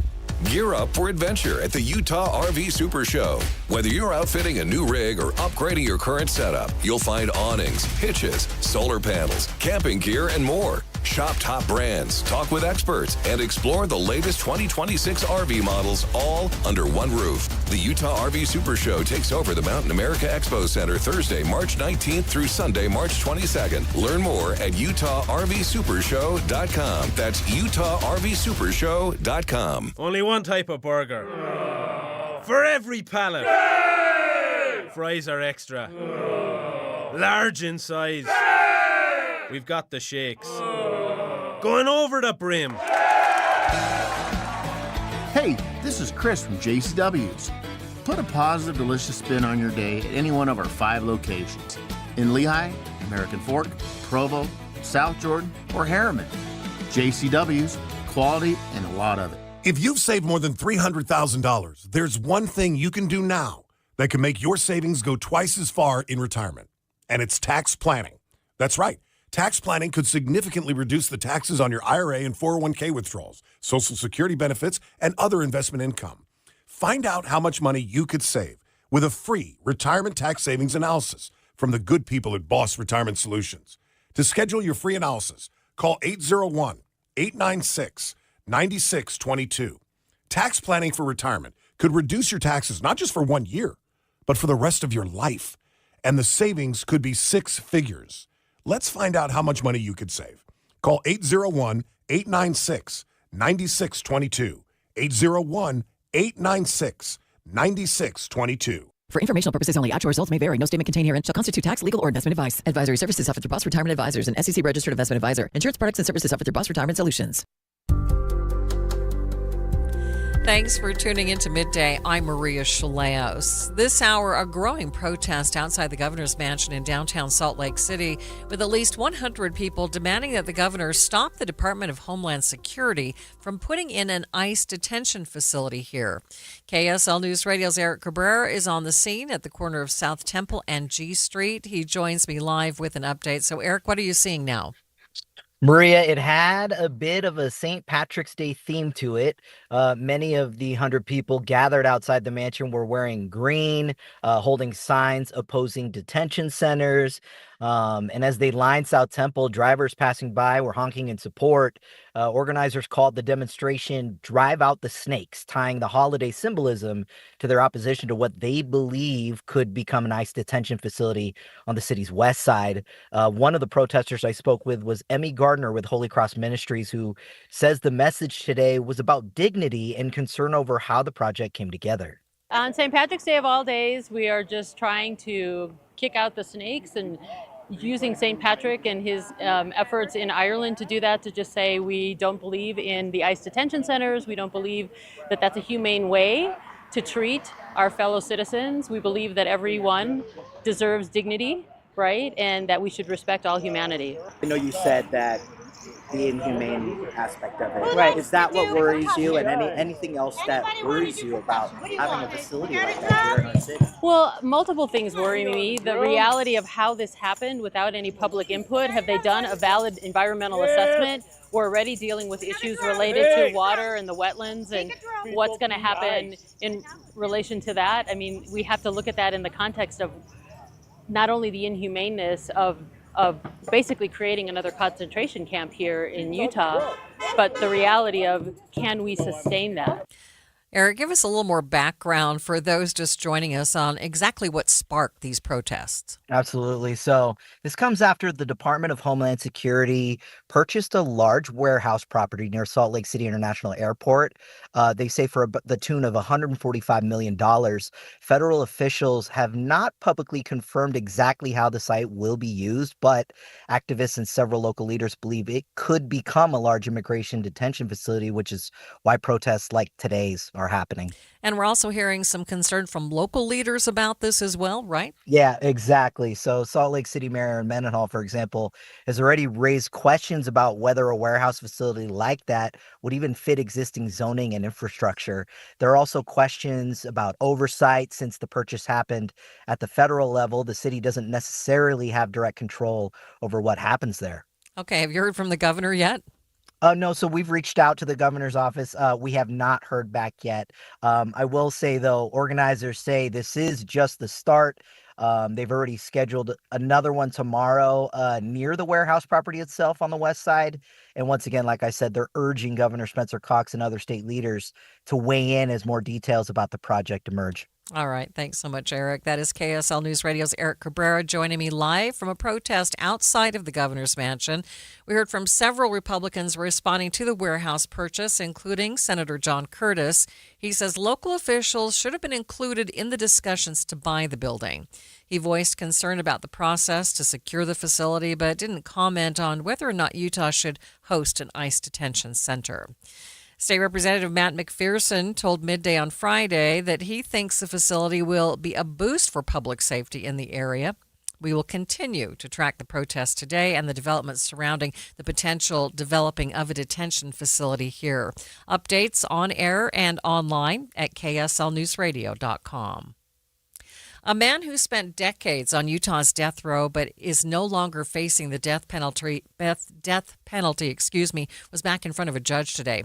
Prosecutors and the defense attorneys for Douglas Carter are racing now to prepare for a new murder trial. Carter has been convicted of the 1985 murder of Evan Olison and sentenced to death. But last year, that's Eva Olison and sentenced to death. But last year, the Utah Supreme Court ordered that he get a new trial. Court said that there was serious misconduct on the part of prosecutors and police in the original trial. Now, Utah County attorneys are trying to get Carter put back on death row, even though he'd likely be 90 years old after a whole new set of appeals. KSL News Radio's Adam Small was in the courtroom this morning. Today, Carter was wearing his Utah County jail jumpsuit and shackles again, nodding his head while his lawyers expressed frustration with how long it's taking to get everything they need from prosecutors for the trial. At one point, I could hear Carter murmur the words, 40 years. KSL legal analyst Greg Skordas shared his thoughts on the case. This case is very unusual because it's an old case. The preliminary hearing was held decades ago. The evidence has changed, and it's a renewed case because of some misconduct within the prosecutor and the police department's offices. So this case has different things going on than you would expect in almost any other case. When the court threw out his conviction and set it aside, the state was in a position to have to decide themselves whether or not they could still proceed with the case. And so they did quite a bit of investigation to see if the witnesses were still available, if their testimony was still consistent with what they had given at trial, and whether they would be willing to testify. And they apparently crossed those three hurdles and decided that, yes, they could still proceed with the case. And yes, they felt like they could still win the case, given the evidence that's now some 40 years old. Skordas says a decision to move ahead with this case, again, was one of the prosecution would have to spend a lot of time weighing. I'm sure the prosecution had to weigh whether or not it was worth proceeding as a death penalty case, because it's so much more work. You need 12 jurors. You have different proceedings for the guilt phase and the penalty phase. It really doubles the work for the prosecution. But apparently in this case, after consulting their law enforcement and I'm sure the victim's family, they decided that it was still a death penalty case in their opinion, and they wanted to pursue it that way. But it is much harder case to prove once you decide it's a death penalty case. Douglas Carter is scheduled to return to court on April 3rd. The judge told both sides to be ready to set a date for his new trial. Stay with us. We'll be back with more in just 60 seconds. I love a day on the water with friends, but my moderate to severe plaque psoriasis sometimes holds me back. Now I'm all in with clearer skin thanks to Skyrizi. Risankizumab Riza, a prescription-only 150 milligram injection for adults who are candidates for systemic or phototherapy. Teaching music is my passion, but my active psoriatic arthritis can limit me at times. Now I'm treating my joint symptoms with Skyrizi. With Skyrizi, most people with plaque psoriasis saw 90% clearer skin at 4 months. Or if you are an adult with active psoriatic arthritis, Skyrizi helps you move with less joint pain, stiffness, swelling, and fatigue. Don't use if allergic to Skyrizi. Serious allergic reactions, increased infections, or lower ability to fight them may occur. Before treatment, get checked for infections and tuberculosis. Tell your doctor about any flu-like symptoms or vaccines. There's nothing like clearer skin. There's nothing like better movement, and that means everything. Ask your doctor about Skyrizi. Visit Skyrizi.com or call 1-866-SKY-RIZI to learn more. Utah voters will meet tonight to discuss and elect delegates. Taylor Morgan has been a delegate before, and he joined me live earlier to describe what a caucus is like. Well, Maria, despite what your listeners may have heard, it's actually a really good time. It can be a lot of fun. Caucus meetings are held once every 2 years. Typically, it's a small meeting, anywhere from 20 to 50 voters in your political party show up at, with a local elementary or a local high school. You meet in a classroom and you talk about politics. And I know this is the topic that everyone loves to talk about with their neighbors. And I obviously say that with kind of tongue in cheek, but in all honesty, it's a really good opportunity to get together with your neighbors and with folks, meet new people, have an honest conversation about politics, your party's platform. And then, most importantly, this is when and where the party elects precinct officers, precinct chair, precinct vice chair, secretary, treasurer, and also party delegates to go and represent the precinct at county convention and state convention, where delegates will vote for candidates to become party nominees. Now, of course, the caucus convention pathway is in addition to the signature pathway. There are two paths to get on the primary election ballot in Utah, but caucus convention is one of those paths. It's a great chance to get involved really directly at the grassroots level of politics here in Utah. So can anyone be involved in these neighborhood caucuses, and why is it so important? Well, it's important because it gives real everyday Utahns a chance to get together and talk about the issues that matter most to them, to talk about candidates and decide who they want to go and speak for them and vote for them at county and state convention. That's why it's important. It's important that your listeners check out what requirements apply to them depending on their political party. Utah Democrats have posted all that information, as well as when and where to attend caucus, on their website, utahdemocrats.org. Republicans here in Utah can also get all of the information, find out what the requirements are, and find out when and where their caucus meetings will be tonight at utgop.org. There's a great caucus tool. Both parties allow voters to pre-register for caucus if you meet the requirements. And so I would encourage everyone to visit the website affiliated with your party to get more information and find out where to go tonight. In the next hour of Midday, we'll go in depth on how the caucus convention system works. We'll also answer some of the questions that you might have about the system and the caucus tonight. Text me your questions at 57500. That discussion will begin at 2 o'clock. Air travel delays and cancellations continue today thanks to bad weather, spring break travel, and a partial government shutdown. The latest updates coming up next, but first it's traffic on KSL News Radio. It's brought to you by UCCU. Build smart, save big with construction loans at UCCU. Here's Ricky Meese. Pretty quiet on our freeways and main secondaries. No accidents and no serious delays. The only slow spot again will be the construction southbound I-15 going from Kaysville to Farmington. Celebrate Easter at Abravanel Hall, March 30th. Join Grammy-nominated Jenny Oaks Baker and experience The Redeemer, a breathtaking musical journey honoring Jesus Christ. Save 15% with code RISEN15 at jennyoaksbaker.com. Ricky Meese in the KSL Traffic Center. Alpine Home Medical, we bring Hi, I'm Jay Broadbent from Alpine Home Medical, and I'm humbled to win Utah's Best of State for 2025 for the 15th year in a row. After 28 years, we're all about you. Over 1,700 five-star Google reviews and a 4.8 customer satisfaction score to prove it. We'll keep working hard for you. I've spent this year advocating with lawmakers for better Medicare reimbursement, ensuring you always have the best access to medical supplies you need. From Idaho Falls to St. George, our 11 stores are your home for comfort. When you hear Alpine Home Medical, think of that best of state experience every single time. Visit us online at alpinehomemedical.com. That's alpinehomemedical.com.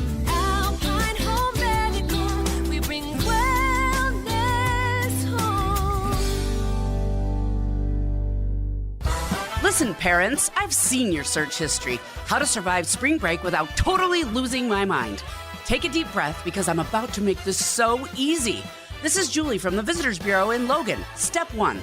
Reserve your hotel room right now. Step 2, get to the American West Heritage Center for the original Baby Animal Days, April 1st through the 4th and 9th through the 11th. We're talking newborn lambs, sassy kids, goat kids, not your kids, and baby bears from Yellowstone Bear World. But wait, there's more. After you've held a baby chick and thrown a tomahawk like a mountain man, you'll be hungry. Head to Angie's for the kitchen sink. It's a ginormous banana split on steroids served in an actual sink. If you finish it, you get a job washing dishes. I'm kidding. Walk it off on a scenic mountain hike or head to the Cache Valley Fun Park for laser tag, roller skating, and bowling. Baby animals, epic eats, and practically zero stress. Head to Logan for spring break or anytime you need a break.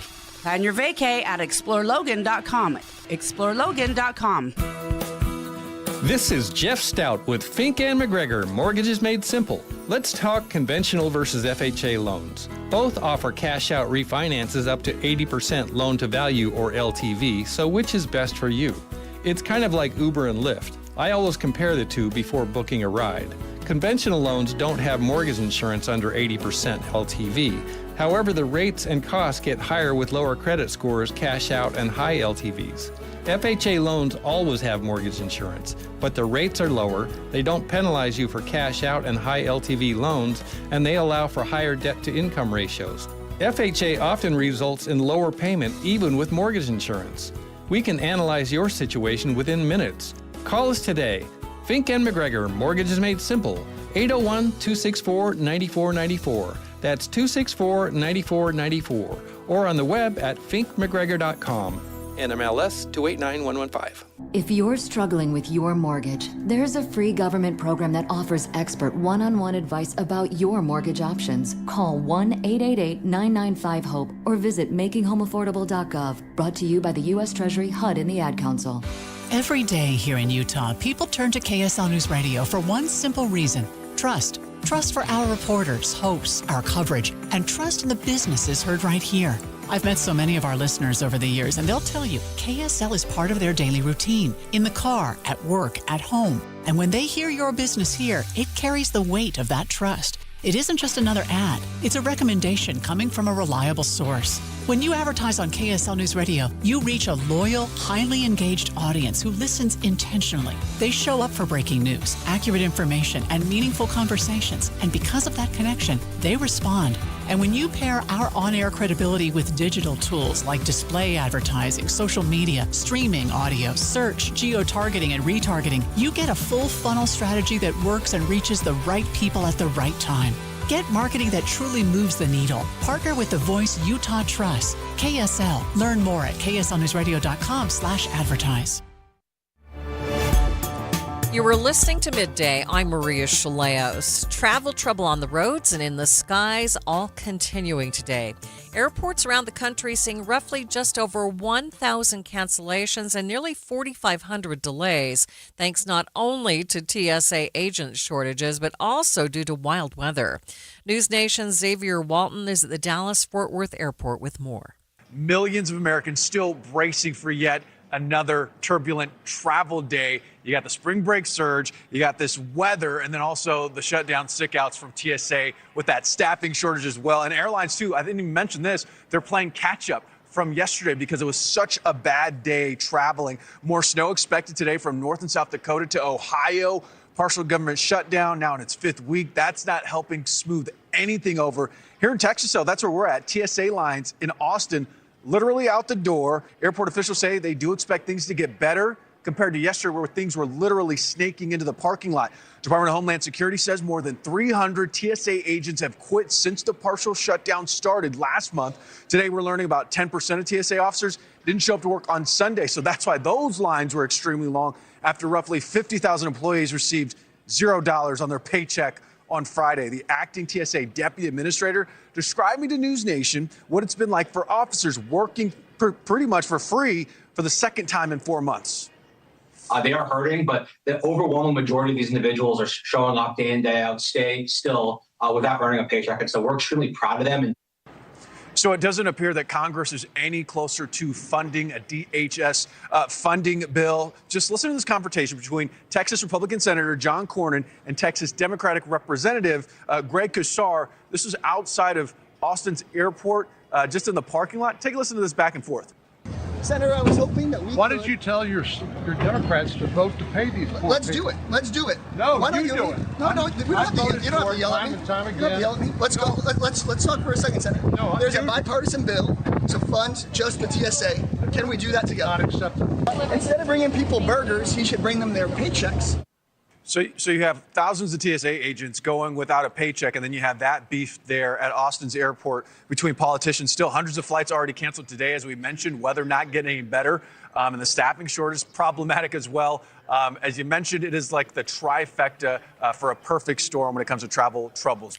Xavier says the potential for record-breaking spring break travel is expected to add to long lines at the airports. While there hasn't been much progress on funding for the Department of Homeland Security, Congress is set to try and tackle the Save America Act this week. In fact, it looks like the Senate is holding their first procedural vote on that act right now. If it passes, it's expected to see several days of debates. ABC's Jay O'Brien has more on the Start Here podcast with Brad Milkey. That's going to the floor this week. These DHS votes brought by Democrats, they may or may not go to the floor. They're likely to get shot down when they do. But the Save America Act is going to get a vote. This is legislation that, among other things, requires proof of citizenship before someone can register to vote. And that proof of citizenship would come in the form of a document. It would be a passport or a birth certificate, or proponents of the bill say a real ID, those real IDs, those licenses that have the star in them, although that's disputed because not every state requires a kind of firm proof of citizenship for real ID. The list goes on and on and on. So it's confusing, but all of it to say it's an additional form of identification requirement, citizenship requirement, before one registers to vote. It also requires ID when one goes to vote, ultimately, but there are a series of hiccups there, Brad. 85% of voters support voter ID. Yes, but their bill isn't voter ID, number one. It is about voter registration. As Democrats point out in the Senate, first, according to the State Department, just about 40 to 50% of Americans have a valid passport, and that number might be inflated. So it's tough for Americans who don't have a passport. They've got to go get their birth certificate. You need a passport or your original birth certificate.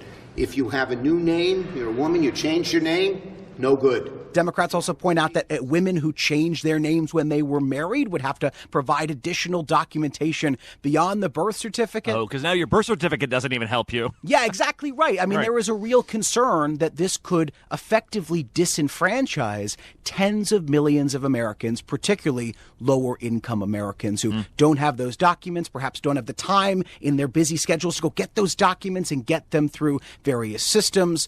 Republicans have said, look, this is a means of protecting the ballot process. Everybody wants voter ID. Everybody wants proof of citizenship. And most people don't want mail-in voting because they know it's a fraud. Democrats have hit back here, Brad, and said that they're solving for a problem that doesn't exist. And now Donald Trump says he doesn't even want vote by mail. Tell that to seniors. Tell that to disabled Americans. Tell that to Americans who live in rural communities far from an election office. There isn't this statistically significant issue of people casting either in person or really mail ballots in a fraudulent way. There isn't this epidemic of voter fraud. As we look towards the midterms, does the Save America Act have a chance of passing in the Senate? Could it affect how we vote in just a few months or later this year? At the moment, it doesn't. It needs 60 votes to clear the Senate, as all legislation does, and that would require Democrats, and they don't have nearly that number of Democrats on board, let alone Republicans. There are some moderate Republicans who are against this bill in different forms because of some of the issues that I mentioned. It is going to get a vote, though, largely because President Trump has demanded it get a vote. I think it's imperative that it gets done. The president said he would not consider, he would not sign, he won't back any other legislation out of the Senate until John Thune, the top Republican in the Senate, puts this legislation on the floor for a vote. It already cleared the House some weeks back. I mean, I think you have a lot of optimists out there, and I appreciate that, and a lot of passion and energy behind getting an outcome here. But getting an outcome would require Democrat votes. So what John Thune is trying to do is try to appease the president in some way, shape, or form. We're going to have the fight on the floor. We're going to vote on this. We're going to put it up, and we'll give the Democrats the opportunity to cast their vote on whether or not they think non-citizens ought to vote in American elections. So what is likely to happen this week is that there's going to be marathon debate on the Save America Act. You'll hear Democrats bring their issues with it to the floor that I mentioned, and Republicans will try to sell it to the American people, and in particular, their base who have been fervent on this issue. That debate will go on. It could be days. We don't really know the timeline. It depends on how long the senators have. Thune's going to let this debate most likely play out until the Senate essentially loses steam. And then ultimately there will be this vote, and that vote is likely to fail. ABC's Jay O'Brien there. And again, the Senate is holding the first procedural vote on the Save America Act right now. We'll keep tracking it and bring you updates as we get them. It's 1:30 midday at KSL News Radio. I'm Maria Shilaos. Some of the stories we are watching this hour. With the lackluster winter in the rearview mirror and hot temperatures knocking at the door, we're taking a deep dive into Utahns' feelings about water conservation. A new Ring doorbell feature claims to help folks track wildfires, but how does it mesh with privacy? And KSL traffic, Ricky. A crash in Provo Canyon blocking traffic. Maria? And it looks like we're headed for the 80s later this week. ABC News, I'm Michelle Franzen. The war with Iran now in week 3 with the Strait of Hormuz still blocked to oil tankers by Iran. President Trump, after calling on allies to help, now says the U.S. doesn't need them to help open the strait and criticized NATO for not helping in the Middle East. ABC's Tom Sufi Burrich has more. The UK has not said no to putting assets into this area in terms of securing the Strait of Hormuz. But I think, European countries are trying to keep their distance from this war, and they keep emphasizing that they didn't want this war and it's not their war to fight. Secretary of State Marco Rubio during the president's meeting with Ireland's leader calling for dramatic change, he says, when it comes to leadership in Cuba. It follows the latest major power outage on the island. Cuba has been increasingly in the dark due to lack of oil without supplies from Venezuela and now Iran. Severe storms in the Northeast and Midwest overnight, triggering more problems at airports in the Northeast. That on top of already the TSA staffing issues due to the partial government shutdown. This is ABC News. KSL's top local story. A former member of Utah's death row was back in front of a judge today as his attorneys and prosecutors raced to prepare for his new murder trial. KSL News Radio's Adam Small was in the courtroom in Provo. Prosecutors are trying to reconvict Douglas Carter of the 1985 murder of Eva Olesen. He was originally found guilty and sentenced to death row more than 40 years ago, but last year, the Utah Supreme Court ordered he get a new trial after finding serious misconduct on the part of prosecutors and police in the original trial. Now, Utah County attorneys are seeking to put him back on death row despite the fact he'd be pushing 90 years old when he would likely have exhausted a new set of appeals, according to KSL legal analyst Greg Skordas. I was a little surprised that the state didn't decide to just offer him a life in prison or a life in prison without the possibility of parole. And maybe he wouldn't have accepted that. I don't know whether there were negotiations that went on. Today, Carter was wearing his Utah County jail jumpsuit and shackles again, nodding his head while his lawyers expressed frustration with how long it's taking to get everything they need from prosecutors for the trial. At one point, I could hear Carter murmur the words, 40 years. He's scheduled to return to court on April 3rd. The judge told both sides to be ready to set a date for his new trial. In Provo, Adam Small, KSL News Radio. Nebraska is dealing with wildfires right now. One person has died. Thousands of acres have been burned. Utah is actually helping. 2 task forces are there to assist in firefighting. It's one of the largest fires in state history, covering 500,000 acres. Utah also still has 2 task forces in Texas helping fight fires there. Taking a look at your money at this moment, the Dow is up by 80 points, sitting at 47,027. S&P up by 22 points. The Nasdaq, though, Nasdaq is also up by 108 points. That's about 0.5%. Traffic and weather, it's brought to you by UCCU. Build smart, save big with construction loans at UCCU. Here's Ricky Meese. Maria, we have a crash blocking traffic near Deer Creek Dam westbound Highway 189 in Provo Canyon. This is on the Wasatch County side. It's blocking a left lane and part of the right lane. And right now, traffic temporarily stopped in order to get this tractor trailer moved out of that left lane and hopefully open up a lane of travel and get traffic moving again, but expect some backups. And we also have an accident reported in Davis County, eastbound Antelope Drive at 1000 East in Layton. Spring has sprung. Utah's best treasure hunting is here. Simple Treasures Boutique, March 17th through the 21st at Western Sports Park. 250 of Utah's best gifts, home decor, and more. Visit simpletreasures.boutique. Ricky Meese in the KSL Traffic Center. A high today of 72 degrees, but we will be up to 82 degrees by Friday. Not a chance of rain until next Monday. 66 degrees at the KSL Common Spirit Health Studios.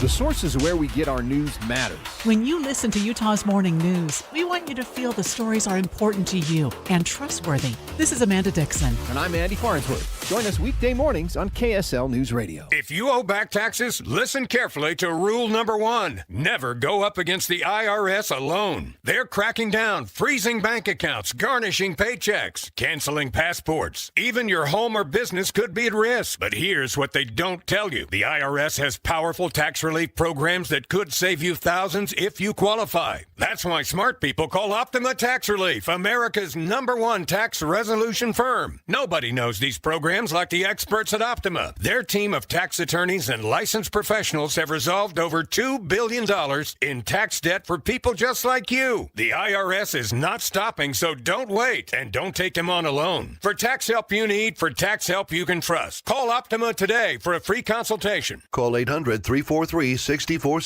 800-343-6460. 800-343-6460. Optima Tax Relief.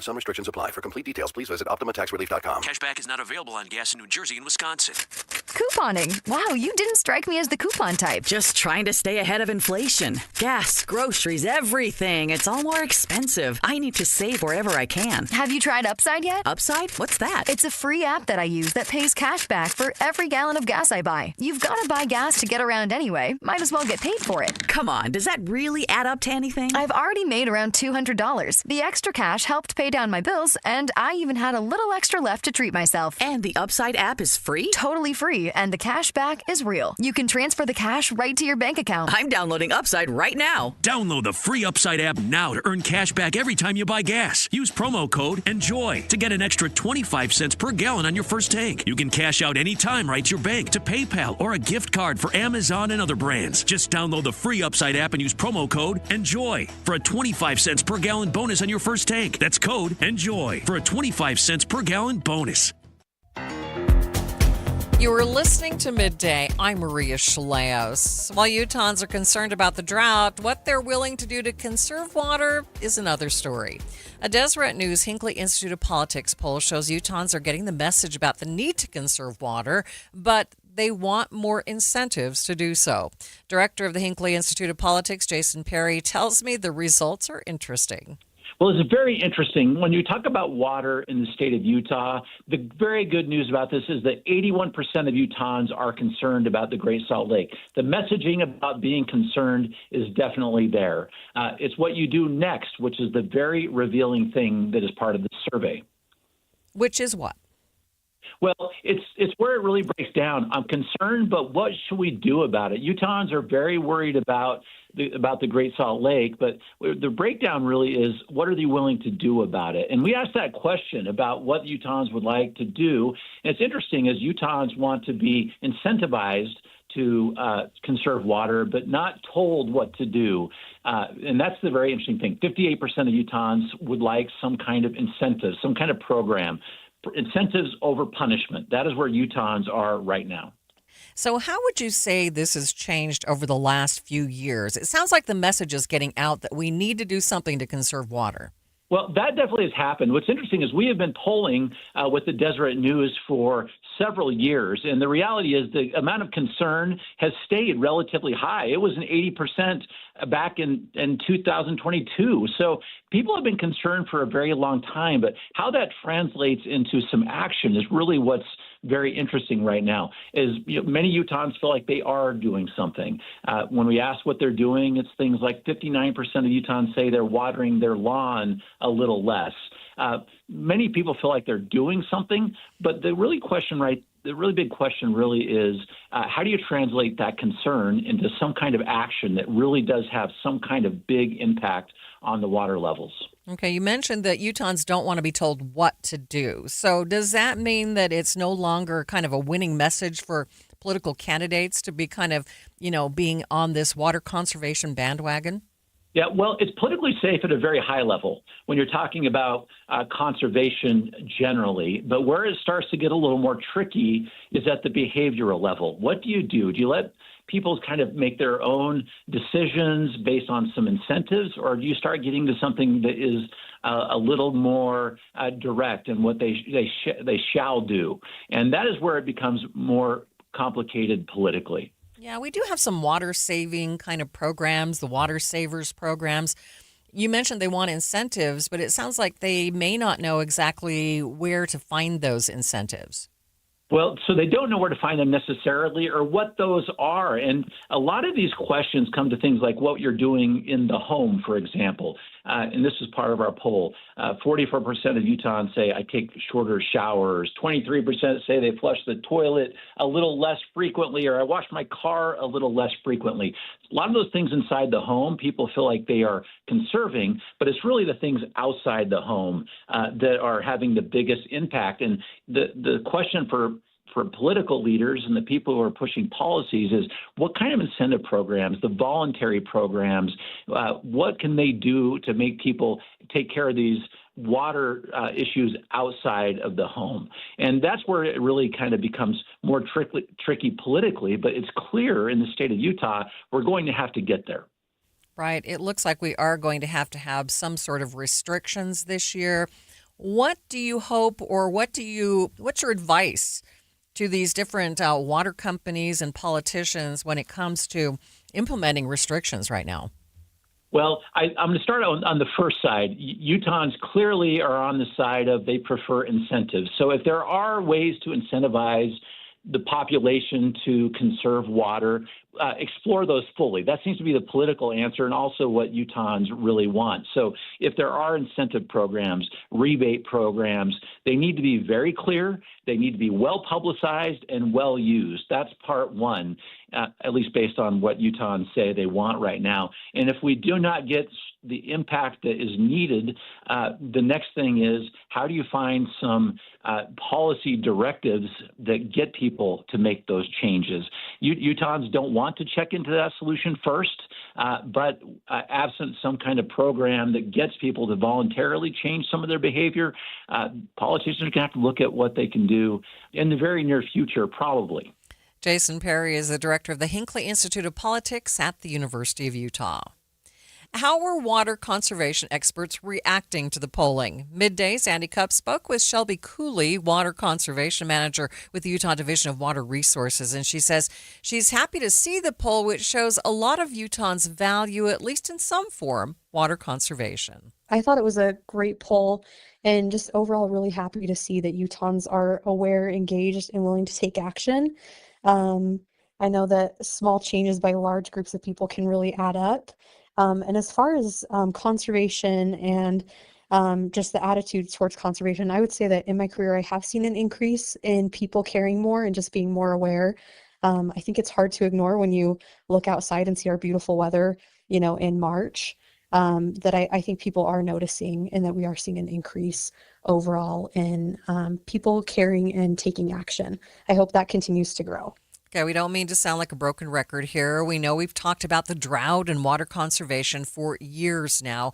So you might be feeling a bit of fatigue, ready to move on to something else. But Cooley says it's important to remember that we live in a desert. So we're either in a drought or preparing for the next drought always. I mean, I totally get that, and I understand, maybe some fatigue. We are Utah, so we are either in a drought or we're preparing for our next drought. And so I think water conservation just needs to be an ethic of how we are Utahns, and making sure that we're aware of how we use our water and improving and doing better. I think the more actions that we take, we're going to get further along and hopefully get to a place where we're not feeling as fatigued. But I think this is our reality right now, that drought conditions are pretty frequent and that we do need to make some long-term changes to help with that. So, what can you do to conserve water, especially as we prepare for hot weather starting tomorrow? Everything, either indoor or outdoor behaviors, can make a difference. We definitely focus a lot of our messaging and programs on outdoor water use because in Utah, about 60% of our residential water is used outdoors on our landscapes.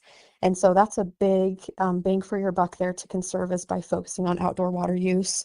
But as far as some things that people can do, I know the study talked about cutting your lawn watering. That's a big thing. We put out a weekly lawn watering guide every Friday, and it has county-based recommendations for how many times to water your lawn.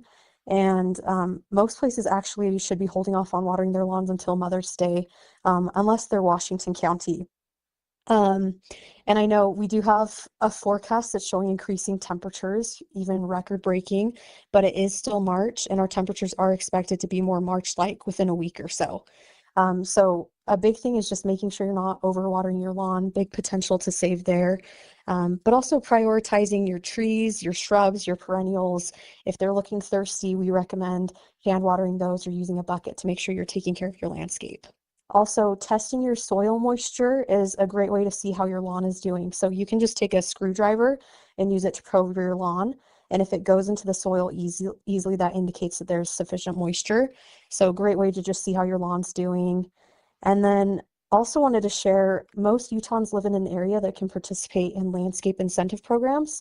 I know the study talked about incentivizing water efficient landscaping.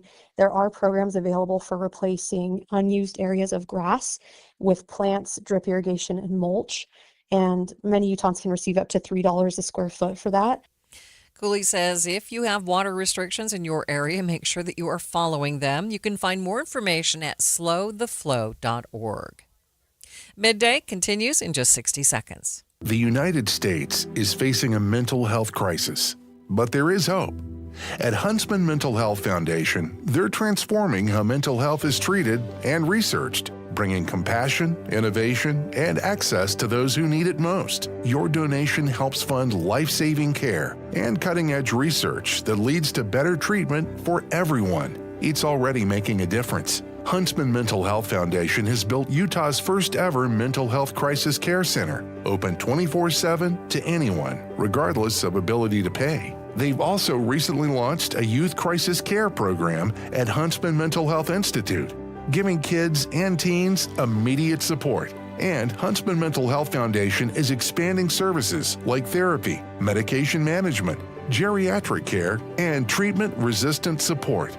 Join us. Be part of the change. Donate today at hmhf.org. That's hmhf.org. Today, Ring, the company that makes doorbell and security cameras, announced a nationwide rollout of a tool that they are calling Firewatch. The idea behind that service is that it will support communities who are at most at risk of wildfires. Ring partnered with Watch Duty to alert users to nearby fires, detect smoke and fire, and share snapshots from the cameras with local first responders. The idea behind the service is greater safety, but it also spurs some concerns over privacy and data. Joining me now to chat about that is Brandon Amaker, Director of the Emergency Tech Policy Lab at Utah Valley University. Brandon, thanks for being with me. Thank you for having me. Okay, on face value, this sounds really nice, but it surely can't all be rainbows and butterflies, right? Well, whenever there's an interconnected network of devices, there's always going to be an opportunity for that connectivity to be exploited. So, obviously, if you have one camera that's kind of closed loop within your own network that, you have complete control over, then the odds of that being abused or exfiltrated by somebody that you don't want it to is lower. If you have a network of cameras which are kind of communicating across several different platforms, throughout a neighborhood or throughout a given area, even if it's well maintained, well operated, there's always the possibility that there will be some access there that you're not super fond of. Now, Ring currently says that the sharing is optional and customers will need to opt in, but could that change at some point and they could just take all the data they want? It's a good question, and I think I would encourage users to really look into the terms of service here, because the way it's stated currently is that even if you are opted into this program, if your camera was to detect something, you would still need to authorize it to be shared with authorities. So even if you are part of this search party or this Firewatch network, you would have to, and your camera detected something, you would still have to approve it before it was actually sent over to authorities. So that is kind of the stated purpose of it now, but also it is important to monitor terms of service for these types of things, because there could always be certain conditions under which the platform can get access to those types of things.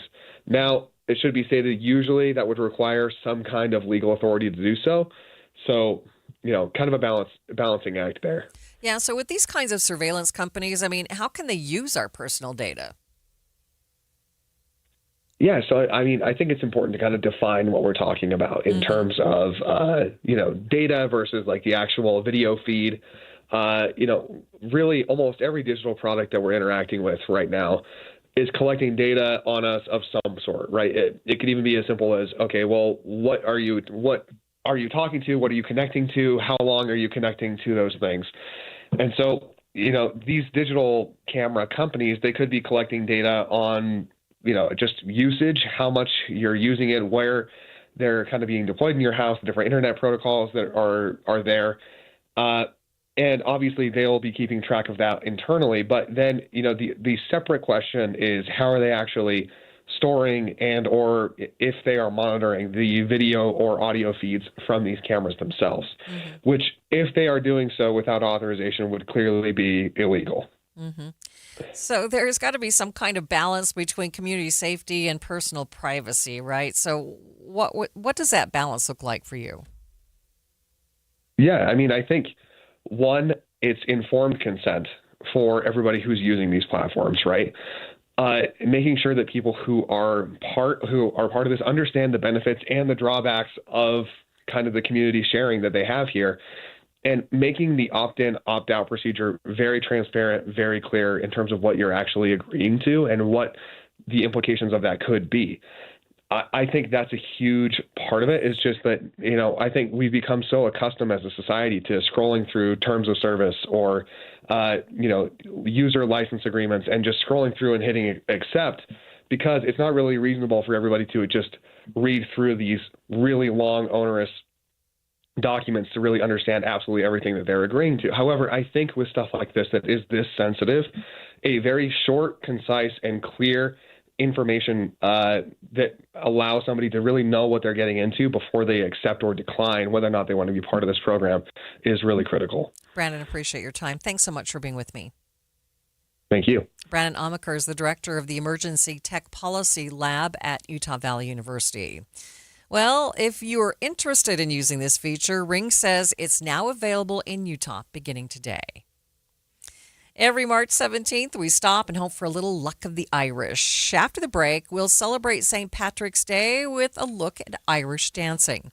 But first, it's traffic on KSL News Radio. It is brought to you by UCCU. Build smart, save big. UCCU, love where you bank. Ricky? The crash in Provo Canyon westbound Highway 189 by Deer Creek has cleared. All lanes are now open. However, we have a crash with possible injuries in Layton, and this is blocking left lanes in both directions at Antelope Drive. Originally, it was reported at 10th West. It's actually closer to 10th East, which is by the I-15 junction. So if you need to get to I-15 from Antelope Drive, use caution. We've got a lot of emergency crews at the scene. If your roof needs repair or replacement, do it now during S&S Roofing's huge spring sale. Flexible financing options available. Get the best value on the highest quality roofing job. Get a quote today at snsroofingutah.com. Ricky Meese in the KSL Traffic Center. Are you looking for a fun way to get your kids outside and off their screens this spring? Try flower gardening. Starting a beautiful flower bed or easy container garden is a great hands-on way to spend quality time together while teaching kids about nature. They'll love digging in the dirt, picking out their favorite flowers, and watching them bloom, all while making real, lasting memories.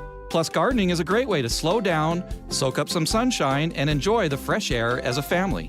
This is Brian with Olson's Greenhouse, and my family has been growing flowers with care for 4 generations right here in Utah. Whether you have a big sunny backyard or just a small shady front porch, our colorful locally grown flowers make it easy to add beauty to your home. So this spring, start with a new family tradition, one that grows with your kids. Get inspiration at Olson's Greenhouse Gardens on Instagram or find a garden center near you at ogg.com.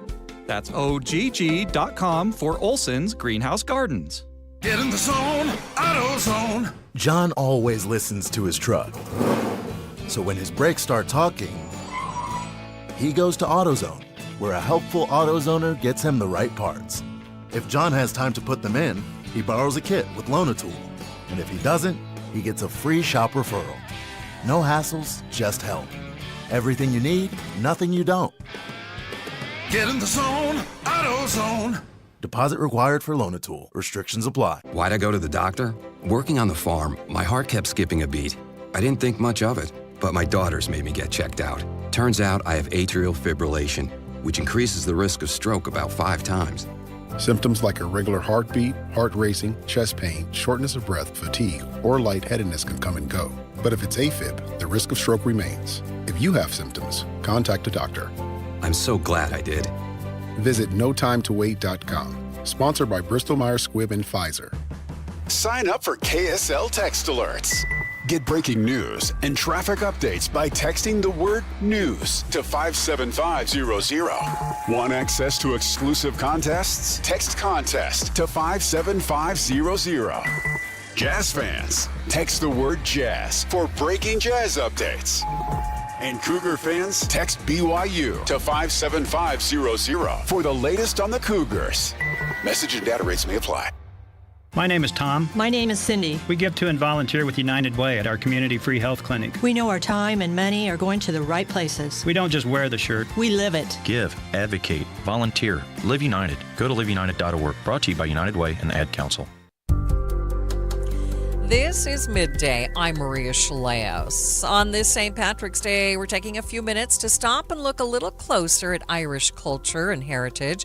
I spoke to Emily Beach with On Dragon Celtic Irish dancers. So Irish dancing is an older style of dance. It's kind of got a niche popularity, maybe not among the mainstream population, but those of us who do it know how fun it can be. And it's not just for people with Irish heritage or living in Ireland. In fact, it has gotten so popular, there is now more Irish dancing outside of Ireland than in. And I've been part of it for over 20 years, and I just love it so much. So what makes it so special? There are a lot of things that make Irish dancing special. One thing I think that is unique is that you don't age out of it. Irish dancing is for everyone, for every age. You don't have to have a specific type of body. You don't have to really have any special talents because it's something that everyone can appreciate. You just pick up the rhythm, you learn the footwork, and then you can take it as far from there as you want to go. And this isn't something that you just do or that your dancers just do on St. Patrick's Day. That's true. We dance year-round. We put on our own show in Taylorsville at the Mid-Valley Performing Arts Center. We dance at several festivals throughout the summer, and then we get invited to private events. Some of our dancers are competitive, and they are attending Feshana, which is the plural of fesh, or an Irish dancing competition. And those are held nearly every weekend somewhere around the world. And we have 4 that are held here in Utah annually. Kind of describe for me why people choose Irish dancing over other forms of dance. Yeah, so one thing, especially in the Utah community, is that people are looking for something that is wholesome, that is going to represent their values and not compromise them by either music choices or costuming choices. And that's something that Irish is really proud of. The way that we costume and the type of music that we use is really family friendly. Also, it's just very inclusive, like I said before. Any age group, boys, girls, it really appeals to everyone. It's such a happy form of dancing. I mean, when I think of Irish music, I think of celebrations. What are your final thoughts? What would you like to leave people with on this St. Patrick's Day when it comes to Irish dancing? Yeah, absolutely. I'll just share that I started Irish dancing when I was 27, which is a little bit late of getting started in a hobby like this, but I know people who have started even later than that and enjoy it very much. But we also have opportunities for the little baby beginners. It can be a family thing. I dance with my daughters now, and we have a lot of parents who are part of our group, a lot of family units, sibling sets, and really it's for everyone. Okay, anything maybe that you'd like to add that I haven't asked you? If you're interested, we would love to have you come and see a class or a performance. You can find us online at adcirishddancers.com. Any special things happening today where people could catch some of the dancing? Yeah, some of our dancers will be at the Mid-Valley Performing Arts Center tonight as part of a St. Patrick's Day masquerade. It is a benefit program for mental health awareness and suicide prevention. Emily Beach is with On Dragon Celtic Irish Dancers. And to those who celebrate, happy St. Patrick's Day. Hope you're wearing a little green for a little good luck.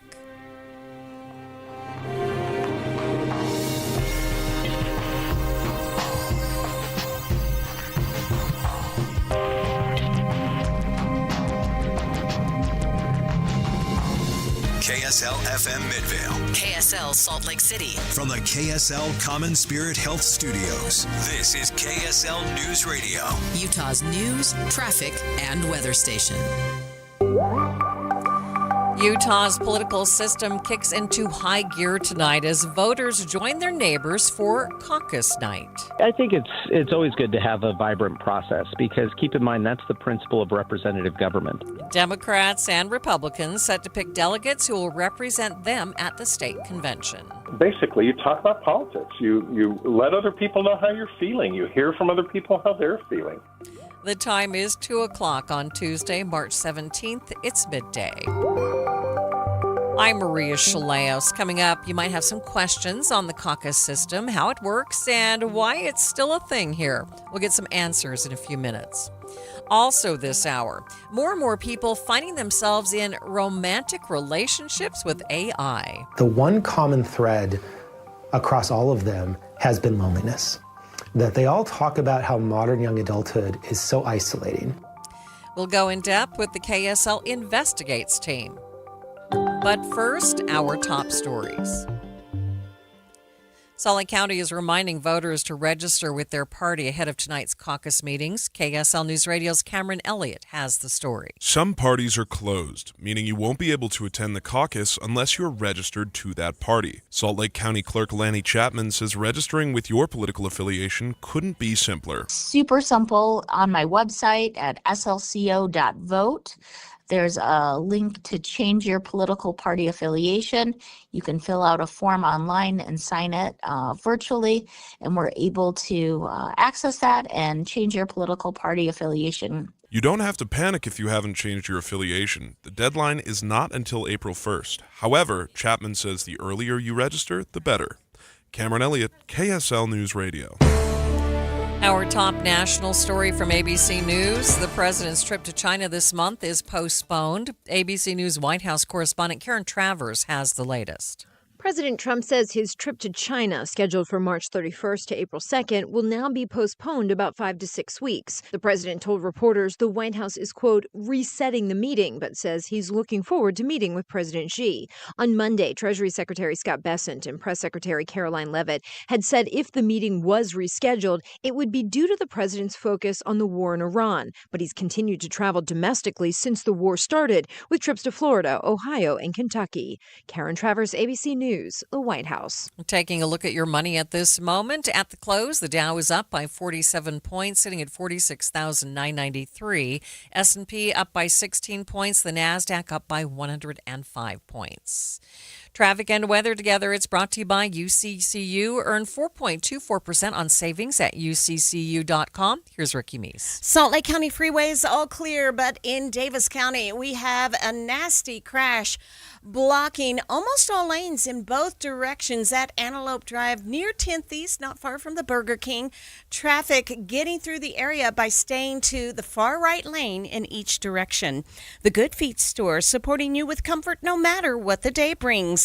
Find the location nearest you at goodfeet.com.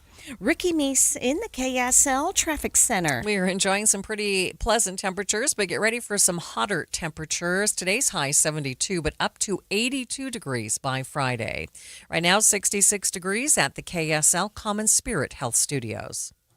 Mornings are for recharging. And they're for starting your day right. We volunteer to join you in the car. Get news and weather at 102.7 FM during the most important part of your day. Andy and Amanda, each morning between 5 and 9 on KSL News Radio. Any Hour Services free furnace sale is going on right now. If you haven't scheduled your free estimate yet, do it now. Call Any Hour Services today or schedule online at anyhourservices.com.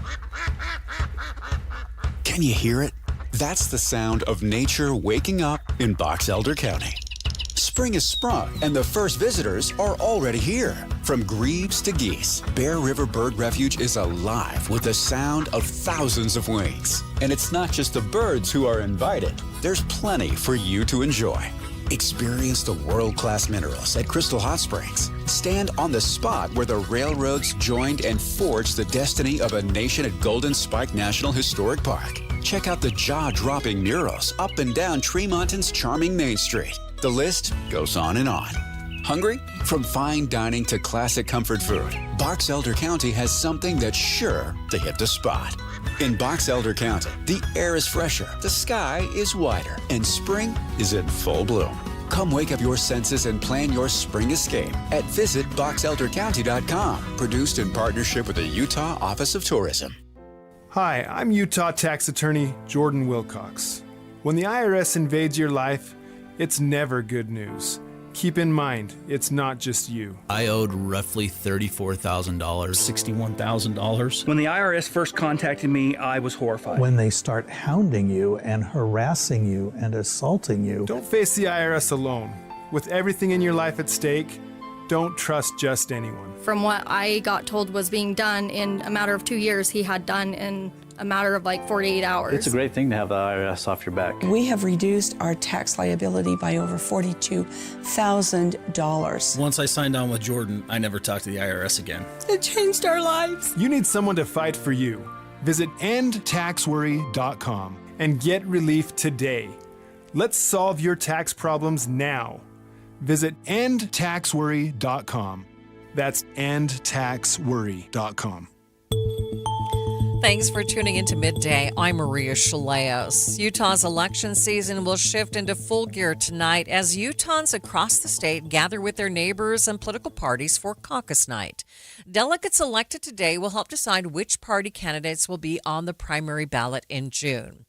The caucus convention system can be a bit complicated for transplants to Utah and might not make much sense at all. Now, we're going to walk through the process in just a few minutes, but first, what does caucus night symbolize? Utah Democratic Party Chairman Brian King says it's largely about community. This is an opportunity for people to get together and join with others in the party of their choice. It's true that caucus night for both Republicans and Democrats is tonight.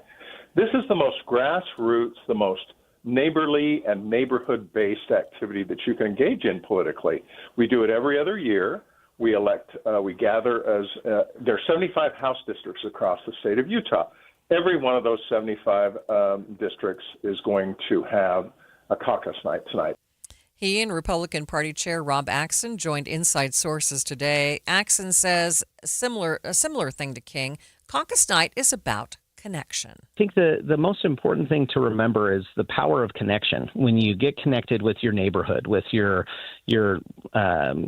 congregation in church, your school community, your kids' little league, all of those connection elements create a more vibrant and positive reality of our lives, of our neighborhoods. And that's true in civic engagement. And the caucus system provides that ability to do that. You're providing connection. You're getting to connect with your neighbors. They're people you see at the grocery store or in church. And now you get to come together and you get to engage in this civic process of vetting candidates, of electing delegates, of talking about the issues that matter to you at your most local level in your community all across the state of Utah. Let's go deeper on the caucus convention system with KSL.com political reporter Bridger Beal-Svetko. Bridger, thanks for being with me. We heard what caucus night represents, but how does it actually work? Yeah, thanks for having me, Maria. So like it was mentioned, there's going to be caucus meetings across the state in every precinct, often held at, local elementary schools, high schools, that kind of thing. And it starts at 6 p.m. tonight. Folks can check in. There will be some time to mingle with candidates who are running for delegate or local party official positions.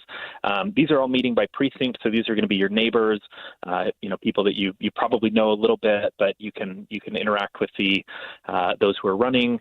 And then I think around 7 or so, they'll actually start the voting to elect people to those positions that they'll hold for the next couple of years. Bridger, are there any numbers out there which actually show how many people really participate in caucus night? It's a good question. Off the top of my head, I don't know the specific numbers. There is usually pretty good turnout. In 2024, 2 years ago, the Republicans, that's actually how they picked, kind of in the Republican presidential primary, they held a preference poll at caucus night. So a lot of people turned up to, weigh in on the presidential Republican primary at that point. But I'm guessing it'll be tens of thousands across the state that'll turn up. Are caucuses open to anyone? For the Republican Party, you've got to be an active voter and you have to be registered with the party. Just anyone who's eligible to vote in the Republican primary is able to participate. On the Democratic side, they do open Democratic primaries. So you just have to be an active registered voter. It doesn't matter your party affiliation to participate there. The only stipulation is that you can't participate in both. So you can participate in the Democratic caucus tonight, even if you're not a member of that party, but to do so, you can't also participate in the Republican one. We have one texter who tells us he was frustrated with the delays of registration issues, the issues that happened 2 years ago, and we're wondering if this is going to be an issue again this year. It's a great question. I was there 2 years ago, almost to the day. Talked to a lot of people that waited in line for several hours, and there was a lot of frustration. It's hard to predict anything. I don't know that there will be as much. I'm curious to see if there will be as much interest, given that there's not a presidential, primary ballot on the question. I think that led to some more people turning out than they expected. There are also some computer issues and issues with volunteers. So I would, I'm sure, nothing is going to go smoothly. I would hope that people don't run into those same issues this time around, that they've got those worked out. So talk to us for a minute about some of the critiques of the caucus system. Yeah, well, it is a smaller subset of people that are able to attend than can vote in a primary election. While people do like the community, right? You're there with your neighbors. You can debate ideas and kind of make connections in that way. Not everyone has time to attend. It's just tonight between 6 and 8 p.m.-ish. So people that have work, people that have family or other obligations, it makes it harder to attend. So that's a common critique, just that it is, by nature, harder to get everyone involved in the same way that you could, in a primary system. And they'll pick the delegates who will vote at convention. Those delegates are often, the people that attend are kind of the most engaged partisans on both sides. So there are concerns, or there are those who say that the delegates don't represent the broader Republican or Democratic electorate, because they tend to be those that are a little more involved and more ideological. Bridger, appreciate your time. Thanks so much for being with me. Yeah, thanks for having me. Bridger Beal-Svetko, KSL.com political reporter, joining me. Stay with us. We'll be back with more in just 60 seconds. Cashback is not available on gas in New Jersey and Wisconsin. couponing. Wow, you didn't strike me as the coupon type. Just trying to stay ahead of inflation. Gas, groceries, everything. It's all more expensive. I need to save wherever I can. Have you tried Upside yet? Upside? What's that? It's a free app that I use that pays cash back for every gallon of gas I buy. You've got to buy gas to get around anyway. Might as well get paid for it. Come on, does that really add up to anything? I've already made around $200. The extra cash helped pay down my bills, and I even had a little extra left to treat myself. And the Upside app is free? Totally free, and the cash back is real. You can transfer the cash right to your bank account. I'm downloading Upside right now. Download the free Upside app now to earn cash back every time you buy gas. Use promo code ENJOY to get an extra 25 cents per gallon on your first tank. You can cash out anytime right to your bank, to PayPal, or a gift card for Amazon and other brands. Just download the free Upside app and use promo code ENJOY for a 25 cents per gallon bonus on your first tank. That's code ENJOY for a 25 cents per gallon bonus. As tensions rise over the economy, President Trump has returned to a familiar talking point. He wants the Federal Reserve to lower interest rates. The hope is that by taking some of the pressure off Americans, we'll spend more and keep the economy running smoothly. A decision on that will happen tomorrow. But it's only one interesting thing happening with the Fed Chair Jerome Powell. ABC's Elizabeth Schulze explains the legal battles that Powell will continue to face. This was a legal victory in this saga between the Federal Reserve and the Justice Department. Essentially, a top federal judge blocked the Justice Department subpoenas of the Fed board and Fed Chair Powell, saying that there is zero evidence to support this criminal investigation. And this was a scathing opinion. It was written by Judge James Boasberg. He called those subpoenas from the DOJ a fishing expedition and wrote that there is abundant evidence that the subpoena's dominant, if not sole purpose, is to harass and pressure Powell either to yield to the president, President Trump, or to resign and make way for a Fed chair who will. So basically echoing the concern from Fed Chair Powell about these subpoenas, that this isn't about the Fed's building renovation costs, that this is ultimately about the DOJ and the federal government trying to influence the Fed into making decisions on monetary policy, specifically lowering interest rates as much as President Trump wants. How did the administration respond to the new developments? Right away after this opinion was unsealed, we heard from D.C. U.S. Attorney Jeanine Pirro slamming the ruling. Jerome Powell today is now bathed in immunity, preventing my office from investigating the Federal Reserve. Pirro did not hold back. She blasted Judge Boasberg, who has been critical of the DOJ in the past, by inserting himself and preventing the grand jury from even obtaining, let alone hearing evidence. He has neutered the grand jury's ability to investigate crime. Pirro said that the Federal Reserve should have oversight like other agencies and push back on this idea that this is about influencing interest rates, that this is about watching where taxpayer money is going when it comes to building renovation costs. The American public is fed up with public monies that seem to go into a black hole, especially in D.C., where no one is held accountable. And immediately said that this is something that the Justice Department would appeal. And we did see in a court filing that was unsealed yesterday, the DOJ did ask Judge Boasberg to reconsider that ruling. So this is not over yet. This entire investigation is still hanging over the Federal Reserve, and big questions about kind of how long this saga can continue to drag on. Powell's term ends in just a few months, so why all this hullabaloo over his decisions? Why not just wait until Powell's gone? Schulze says there are some complications with getting the president's pick through confirmation. And this is where the timeline gets very tricky, because Fed Chair Powell's term ends May 15th, so that's now less than 2 months away. In order for there to be a new Fed chair, that person has to be confirmed by the Senate. And there is one key senator, a Republican, Senator Tom Tillis, who is blocking that nomination from going forward, basically blocking President Trump's pick, Kevin Warsh, to be the next Fed chair from moving through this process because of all that's happening with the DOJ and this threat of a criminal investigation. We're disappointed with Chair Powell. I actually like Warsh as a potential chair. But we've all said that he was testifying and we didn't see a crime. He said it was nothing more than a failed attack on Fed independence, and went on to say that the DOJ appealing this, as they plan to do, would only delay the confirmation of Kevin Warsh as the next Fed chair. So there really doesn't look like there is a clear path forward here for Kevin Warsh as long as that nomination is getting held up by Tom Tillis. And that puts Kevin Warsh in a position where he's sort of in limbo.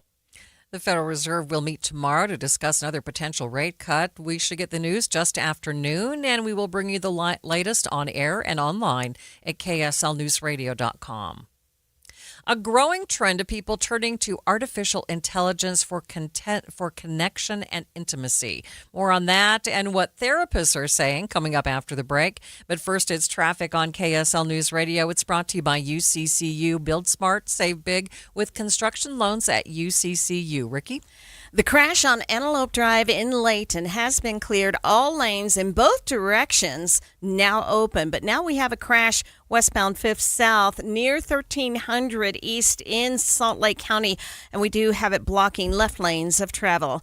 Gear up for adventure at the Utah RV Super Show. Shop for top brands, talk with experts, and see the latest 2026 RVs. March 19th through 22nd. At Mountain America Expo Center, UtahRVSupershow.com. Ricky Meese in the KSL Traffic Center. Let's retrofit and renovate old buildings before it's too late. 45 wire pipes and power lines to keep things flowing and get back online. EIGONE. Let's work together to get ready. We don't have to be scared. Visit earthquakes.utah.gov to prepare.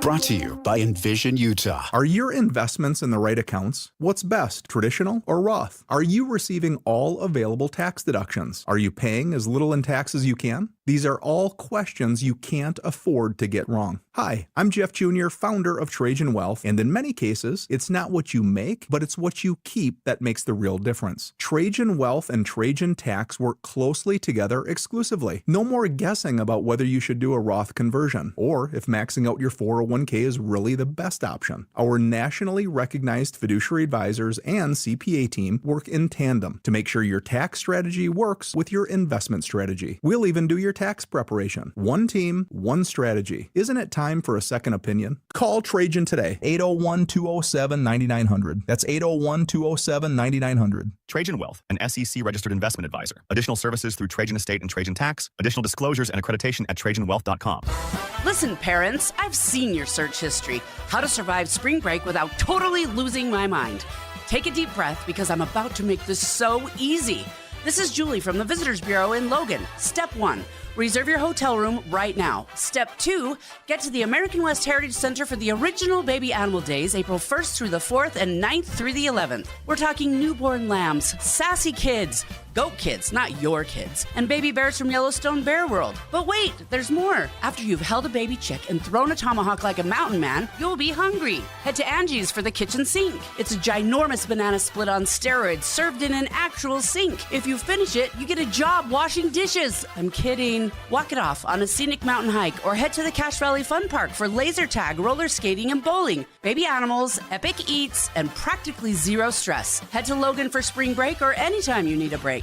Plan your vacay at explorelogan.com. explorelogan.com. Wesley is a truck driver. I drive a truck and I love what I do. A truck driver with IRS troubles. They told me I owed them $43,000. It got really bad. Quite a few letters in the mail. They were talking about wage garnishment, coming after my house, my car. Yeah, they don't play around. I seriously thought that I was going to lose everything. One sleepless night, Wesley finally made a call to Optima Tax Relief at 2 a.m. Kind of figured I'd get a machine, but I didn't. I actually got to talk to an actual person in the middle of the night. He found just what he was looking for. Oh, they were great people. You need a team of people that know what they're doing. Optima Tax, they know what they're doing. Optima Tax Relief came through with flying colors. I saved an incredible amount of money. Happy don't even come close. I was absolutely overjoyed. Take Wesley's advice. If you're in any kind of trouble with the IRS, call Optima Tax Relief. Don't trust anybody else. Call Optima for a free consultation. Call 800-343-6460. 800-343-6460. 800-343-6460. Optima Tax Relief. Some restrictions apply. For complete details, please visit OptimaTaxRelief.com. You are listening to Midday. I'm Maria Shilaos. Utahns use artificial intelligence to search the internet, speed up everyday tasks, and so much more. But here's a use that's on the rise around the world, people turning to AI for connection. KSL investigator Daniela Rivera has more. How often do you talk to AI? When I first got it, I was like, wow, this is the future. I was talking to it and everything. We asked every day. And these Utahns answered. I do use it daily. Sisters Rebecca and Rachel have found AI chatbots useful for all sorts of things. I use it for recipes all the time. When I've had conflict, what kind of car I should get. Even when it comes to dating. So you've written the breakup text? I have. With AI? Yes. Raphael tells me it's everywhere. It hits society, it hits relationships, it hits the dating scene. And research shows it's hitting the dating scene in a new and perhaps unexpected way. That's their therapist, their best friend, their girlfriend, boyfriend. Connection that can feel real. Meet the researcher, BYU professor Brian Willoughby. What we're finding is that this is a very prevalent and increasingly common behavior to use a variety of AI tools when it comes to romantic interactions. Willoughby is an international expert in the fields of couple and marital relationships. Lately, he's been studying the growing impact of AI. You're talking about a significant minority of young adults in particular. It's far more common than you might think. There are growing communities of people posting about their AI partners on sites like Reddit, and some have even made headlines saying "I do" to a bot. Willoughby's research found nearly 1 in 3 young adult men and 1 in 4 young adult women in the U.S. have chatted with an AI boyfriend or girlfriend. And of those chatting with AI systems simulating romantic partners, more than 1 in 5 prefer it over chatting with a real human. People can form an emotional attachment to an AI chatbot extremely quickly because all it's doing is validating. No fights, no conflict, just a chatbot designed to predict what you want to hear. The problem is human relationships don't work this way. While the data suggests this is surprisingly prevalent, we struggle to find anyone who's found romance with AI and is willing to speak with us about it on camera. Because it's a taboo topic, because there's stigma, because there could be shame, because they assume that the response you'll give me is, that's stupid, that's not a real thing, that's a robot, what's wrong with you, makes them very hesitant to be open. Willoughby has spoken with people about their AI partners. The one common thread across all of them has been loneliness. That they all talk about how modern young adulthood is so isolating. One man told him AI has become a lifeline. He said, I've come to the place in my life where I will no longer be in a human relationship unless they can accept my AI girlfriend, because I will never give this up. While Willoughby worries the use of AI could further isolate people, he also thinks some limited AI tools can be helpful for real-life connection by building confidence and social skills. And some of the young people we spoke with said they have turned to AI like a therapist. In psychotherapy, the conversation is the treatment. That's no surprise for University of Utah educational psychology professor Zach Immel. It's a little bit like what used to happen with like WebMD and a doctor, right? Before they come into their therapist, sometimes they have already talked to ChatGPT about their problem. Going out into the world and accessing mental health care when you need it most can be a challenge. So Immel says this could be a positive thing, but there's little research to tell us one way or the other. We don't have a great understanding of all of the downsides yet. As humans continue to have conversations with AI, researchers like Immel and Willoughby look to what that could mean for our connections with each other. There will be a significant portion of people that are going to struggle more in their human relationships because of their engagement with AI. I view it as a productivity tool. Most Utahns we spoke with told us their use of AI stops there, but they can understand. And it pulls you in, you know what I mean? It'll try to be like cool with you. Why some users go further. I can understand how it would be easy to fall into that if someone was really lonely or someone to understand them. I could see it. Willoughby said, just like finances and parenting styles, other big topics, boundaries around AI use is something couples should discuss, especially before getting married. Daniela joins me now in the studio to go more in depth on this and just to help us understand. So first of all, Daniela, what is the age group? Is there a particular age group that is really involved in these relationships with AI? So, the data that we cited in the story when we're talking about nearly 1 in 3 adult men and nearly 1 in 4 adult women, that's ages 18 to 30. They also have data for 30 to 50. And while the use is not quite as frequent, older people are doing this too. And then, there's younger kids, teens, they are also able to access AI. So, it is something happening across all age groups. What we're seeing most prevalently is in 18 to 30-year-olds. Okay, so loneliness is kind of the key factor here. But I'm wondering, when you talk to the experts, like, are our phones actually making us more lonely? I mean, when we're starting to talk with AI, are we actually becoming more lonely rather than less lonely? I think that is a concern of people like Professor Willoughby, who, some of his data has showed that it can actually be more isolating, or it can make those connections you have in real life look a little lackluster compared to what you're getting from the AI, if that makes sense. Right. It's hard to understand that connection because this isn't somebody who's hugging you. Mm-hmm. And the people who are, having this discussion or relationship with AI, they know that. They know it's not a real person. They know that, and yet they do still feel that emotional connection and validation that they're searching for. In preparation for this reporting, I started talking to AI a lot more just to try to understand. So I'm telling, the AI, I'm working on this gift for someone and I want to style it this way, or this is the bread I'm baking. What do you think? And when the AI is saying, Daniela, this is such a thoughtful gift. Your friends are so lucky to have you. I'm not going to lie. That feels nice. Feels like really I good, can see actually. it. Yeah. I know it's thoughtful to give a gift, but it's nice to see that recognition, even if it's coming from, the AI. I know it's not real, but it does feel nice when it says, this is perfect bread, It makes it sound like we just need to be nicer to everyone. So they don't have to turn to AI to get that sort of satisfaction. And maybe that's the lesson here. I spoke with a woman, she didn't end up in this story, but she talked about how, she'll turn to AI to try to format something maybe tricky that she needs to tell someone in corporate life. And the AI will help her format it. But it says things like, it's so great that you're trying to communicate this in a way that doesn't hurt anyone. And we talked about that, and she said, that little bit of recognition does feel nice because it's just that acknowledgement of I see you and I see you trying. Thank you so much for joining us. And that is Daniela Rivera, KSL investigator. You can get much more on this story. Just go to ksltv.com. It's 2:30, midday at KSL News Radio. I'm Maria Shilaos. Some of the stories we are watching this hour. A devastating loss for a South Weber family who lost their 3-year-old due to an intense combination of viruses, including RSV. We'll hear from Jace Patrick's mother on how the community has rallied around her family during this difficult time. And KSL traffic, Ricky. A rollover crash reported with injuries in West Valley off of I-215's West Belt. Maria?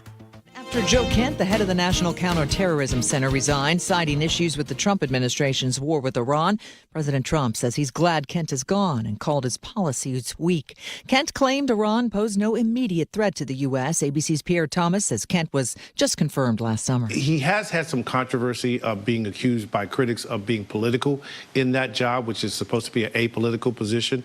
But he made it political because he said Israel was involved in manipulating the president of the United States. So that's what's unusual about what we're seeing. Israeli Defense Forces say they killed 2 top Iranian Revolutionary Guard officials overnight in strikes, including the highest-ranking security leader.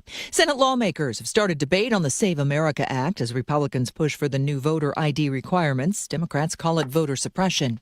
And severe storms creating more troubles at airports, already impacted by TSA staffing issues due to the partial government shutdown. This is ABC News. KSL's top local story. A former Utah death row inmate was back in the courtroom today. His attorneys and prosecutors are racing to prepare for his new murder trial more than 40 years after his first. KSL News Radio's Adam Small was at the hearing in Provo. Douglas Carter is once again being charged for the murder of Eva Olesen. He was convicted and sentenced to death row for her murder in 1985, but the Utah Supreme Court overturned his conviction last year after attorneys accused Provo police officers of bribing and threatening witnesses in the original trial. Today, Carter Carter returned to the courtroom wearing his Utah County Jail-issued jumpsuit with shackles around his hands and ankles as prosecutors seek to reconvict him and put him back on death row. The case is going to be much harder for the state to prove than it was 30 or 40 years ago when the witnesses were more available, more local, and the information was fresh in their minds. We don't have any of those things anymore. That's KSL legal analyst Greg Skordas. Today, Carter and his attorneys both expressed frustration with prosecutors, saying they are still missing information in the mountain of evidence they're reviewing to prepare for the new trial. The judge is giving both sides until April 3rd to be ready to set a date for that new trial.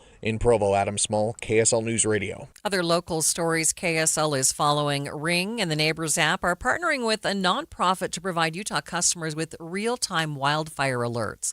KSL News Radio's Don Brinkerhoff has details. Starting today in Utah, when the nonprofit Watch Duty identifies a wildfire, Ring customers living in the area will get an alert on their app letting them know about the fire. For subscribers in the alert area, outdoor Ring cameras will automatically begin analyzing video for visual signs of smoke and flame. When smoke and flame are detected, that information will be sent to customers so they can decide what they need to do to keep themselves and their families safe. Those customers who want to can voluntarily share photos from their cameras with first responders to help in the firefighting effort. Taking a look at your money at this moment at the close, the Dow was up by 46 points, sitting at 46,993. S&P up by 16. The Nasdaq up 105 points.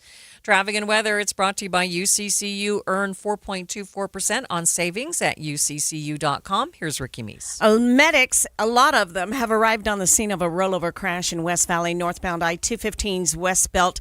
3500 south at the on-ramp where a rollover crash has sent the vehicle completely off the road. You'll see everybody over to the right shoulder. You can still take that ramp if you need to get to the West Belt Freeway. Create your floral sanctuary with Olson's Greenhouse. Locally grown premium quality flowers. The perfect complement to any space. Cheerful flowers for porches, patios, containers, and beds. Visit Olson's Instagram or ogg.com.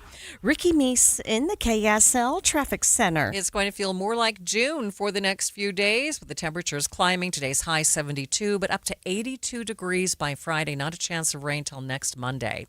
70 degrees at the KSL Common Spirit Health Studios. A reminder about the simplest way to get updated for your day. Hit your KSL preset when you jump in the car, and we'll take care of the rest. Hear key news updates and traffic reports. Andy and Amanda from 5 to 9 in your car. KSL News Radio at 102.7 FM. 1877 Cars for Kids. KARS Cards for Kids. 1877 Cards for Kids. Donate your car today. 1877 Cars for Kids. KARS Cars for Kids. 1877 Cars for Kids. Donate your car today. Ready to get rid of that old car? Donate it to Cars for Kids. Call 877 Cars for Kids to speak to a friendly live agent. Donation is super easy, and your car can be picked up as soon as tomorrow. Go to carsforkids.org now or call 877 Cars for Kids to donate your car today. 1877 Cars for Kids. KARS Cars for Kids. 1877 Cars for Kids. Did you know you can donate real estate too? Go to carsforkids.org. That's cars with a K. Hi, this is Derek Overstreet, president of the New Millennium Group and co-host of Stop Working, Start Living with KSL News Radio. Can you imagine what your life would be like if you could retire 3 to 5 years earlier than you thought possible? The things you could do, the loved ones you could spend time with, the memories that you could create. That's what our team at the New Millennium Group does. We'll walk you through the entire process every step of the way. If you'd like to get a copy of the 5-step proprietary plan that will help you retire 3 to 5 years sooner than you thought possible, give us a shout right now. 888-999-6370. That's 888-999-6370 or utahsfinancialplanner.com. Listen, most of our listeners right now have a tax problem, not a money problem. There's not enough money in Social Security Medicare as it is. Let us show you how you can significantly reduce your taxes. That's 888-999-6370, 888-999-6370 or utahsfinancialplanner.com. You were listening to Midday. I'm Maria Shilaos. A family in South Weber and their community are grieving the loss of a 3-year-old boy who died last week after a month-long battle in the hospital due to complications from a combination of viruses, including RSV. But they are not just grieving, they are celebrating that Jace Patrick was light and fire, and he put up a fight to be proud of. His fight began with just a runny nose the week before Valentine's Day. His family thought it was just a normal illness. They decided to take him to the ER only after hearing a little bit of a rattly cough. But he stopped breathing on the way to the hospital. They later found out he had RSV, influenza A, and pneumonia, and his body was having a hard time fighting on all fronts. After a life flight to Primary Children's, a cascade of complications that led to heart procedures, a brain surgery, days on life support, and a month in the hospital, his doctors and his family decided there was going to be no way out of the woods. KSL News Radio's Heather Peterson spoke with Jace's mom, Kelsey Garrett Patrick, about what they went through the day they decided to let Jace go. The doctor was like, yeah, it's time, you know, and I knew he didn't want to either because we had become friends with him and he just had to clamp him off. And so then Jace just hung on, and he just hung on, and we just got that moment to be with him and to tell him it was okay. It was okay that he was done, that he did such a good job and he didn't need to keep working on his project anymore. That he could go, that he had another bigger, better project that Heavenly Father had for him. And that it was okay, and we were so proud of him, and he did such a good job. And we told him we loved him and told him we were so proud of his life and that he was so funny and a light to so many people. And of course, my husband, Jace, used to always say, hey, I have a secret. And we would be like, what? And he would say, I love you. And so my husband said, hey, buddy, I have a secret. And he said, I love you. And we just got to fill that time with him and be there when he passed.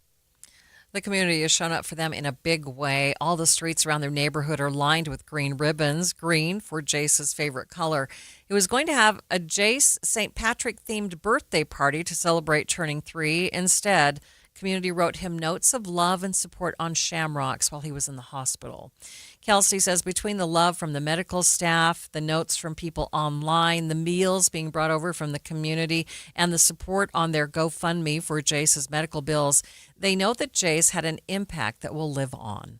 So many messages of like, Jace has changed my outlook. He's changed something. He's made me be kinder. He's made me pay more attention to my kids. He's helped me to have more faith in my own abilities and the abilities of others. And just, I could read you thousands upon thousands of messages from people. Some I haven't even gotten to read yet because I just haven't even had time to scroll through and see all of like the goodness and the amazing that has come from it. And I'm so grateful for that. I really, I truly believed and obviously really wanted everyone's miracle to come to fruition. I wanted my guy back here one day with us, and that didn't happen. But I think there's something more to it, I think just because we didn't get exactly what we wanted, I think it wasn't all lost. I think people felt what they needed to feel to help them feel that they had that in them and that they were capable of more. And I'm just really grateful for that. On top of the emotional impacts that he's had on people, Kelsey says the doctors perform procedures that they've never done before in order to try and save Jace's life. She hopes that experience will help them save more kids in the future. Midday continues in just a few minutes. Buying a home or refinancing can be complicated. So who do you call? Who's trustworthy, has decades of experience, and can get you a loan done quickly? Who will work hard for you to find the great rate and reasonable closing costs? The answer's clear. Loans by Rick. Right now, Loans by Rick is giving a 30-year fixed rate at 5.5% and a 15-year fixed at just 4.625%. He can't do that. Oh, yes, he can. For over 25 years, Rick has helped people navigate the mortgage process and get the financing they need to buy a home or refinance. That even includes paying off debt with a cash-out refi. And because Loans by Rick works with over 80 bank and lending relationships, we shop multiple lenders to find you the very best deal. Whether you're buying a home or refinancing, call Loans by Rick at 801-809-SAVE. That's 801-809-SAVE, or visit loansbyrick.com. Rick Mom, NMLS 241179, Vintage Lending, NMLS 287106, Equal Housing Lender, 30-year APR 5.78%, 15-year APR 4.78%. Some restrictions apply. Tim Hughes back once again at Replenish Landscape Garden Products. Greg and Mike are here. Greg, we talk about Replenish, but don't always take the time, I think, to tell people exactly why this stuff is different than anything else out there. Replenish was developed by Connie Cannon and Peter Lassick years ago. They came up with a formula that was very low in salts, very high in nutrients. It's a material that works well as a soil amendment. It also has a dark, rich color, which many people use as a top dressing. It helps to hold moisture in and keep the weeds down, as well as feeding your plants like you won't believe. People who use it in their gardens and yards, it gives them this great professional look that they love, as well as producing wonderful plants, and they will come back year after year after year. You'll find out why people say Replenish is good stuff. Visit them at 4660 South, 200 West in Murray. See them online at replenishcompost.com or give them a call at 801-262-5142. Replenish, it's good stuff. Fatal hit and run crashes are at an all-time high. The AAA Foundation for Traffic Safety found that in 2023, around 15% of fatal crashes were a hit and run. John Trainer with AAA Utah says the crash numbers were more severe when pedestrians were involved. About a quarter of those fatal accidents are a result of a hit and run. Awareness is the biggest educational tool we have. And that goes across the board to any incident, whether it's pedestrian safety or seatbelt safety or slow down, move over laws or those incidents. When you know situations, when you see these kind of shocking numbers, you're aware of how big the problem is. And we really hope that people who listen to this will make better decisions or advocate for friends and family they know are behind the wheel, that there are really smart and good decisions, however difficult they may be, to make when you're behind the wheel of your car, because this is really advocating for people's lives. He tells KSL News Radio's McKenna Rodriguez that there are things we can do to reduce the number of deaths. Most of these accidents are happening in areas that are dimly lit, and the accidents happen around nighttime or during the night.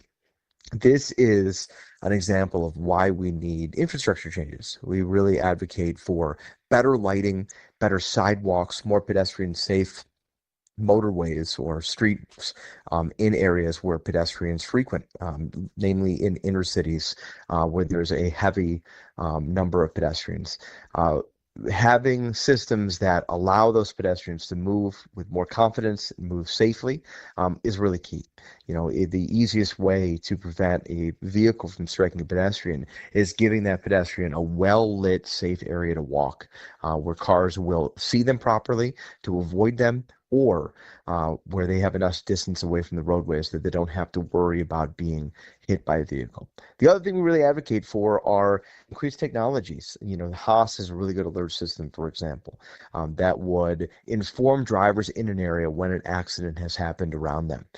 This would prevent people from potentially striking a vehicle or a driver as they are trying to fix their car on the side of the roadway, trying to fix a flat tire, or maybe they're stranded, they need help. Alerting people that there is an accident or there's a disabled vehicle allows those drivers to make a decision that we always advocate for, which is slowing down and moving over. If you're aware that there is a potential accident waiting to happen in front of you, you will slow down and, when safe to do so, move over a lane, giving those people some really vital room. Trainer says AAA is also advocating for more legal enforcement and consequences for hit and runs to show people it's always a better idea to stay on the scene. When a school bus starts flashing its light, it means that kids are either unloading or loading, and you're supposed to stop your vehicle, whether you're behind the bus or on certain roads driving in the opposite direction. But Matt Birch, a driver with the Alpine School District, tells KSL News Radio's Reagan Edelman that he was seeing 8 or 9 violations of that rule in a single day. Since Thanksgiving of last year, I noticed just a horrendous amount of what we consider stop arm violations. Just having a horrendous amount of people just driving through them, just not paying attention. And I just came back from the Thanksgiving holiday, and I'm like, okay, I can't tolerate this anymore. I'm going to have to do something. Birch got tired of the violations and decided to contact KSL 5 TV, which aired a special in January highlighting the proper safety procedure when you drive past a bus. The broadcast gained a lot of attention, and Birch says he's been amazed by the results. Those 8 or 9 violations a day dropped to only 1 every couple of weeks. People took it serious, and I'm grateful. I am so grateful. I love my kids, and these kids mean a lot to me. And I've just seen way too many close calls in my career with Alpine School bus driving. And when you take it down to nothing, I literally believe that we're saving lives. Birch says he's been surprised by how many people didn't know the rule was to stop, and he thinks that the TV special helped to better spread awareness. I did get 2 letters, and these letters came from drivers that were actually pulled over by police department. So I got the letters as basically as an apology to both the students and to me, and both of them claimed that, yes, they should have been more aware, but when they are actually approaching the buses from the opposite direction, both of them said, we didn't know we had to stop. And I find that very interesting because, I mean, that is just driver's ed 101, right? I mean, it's just right there.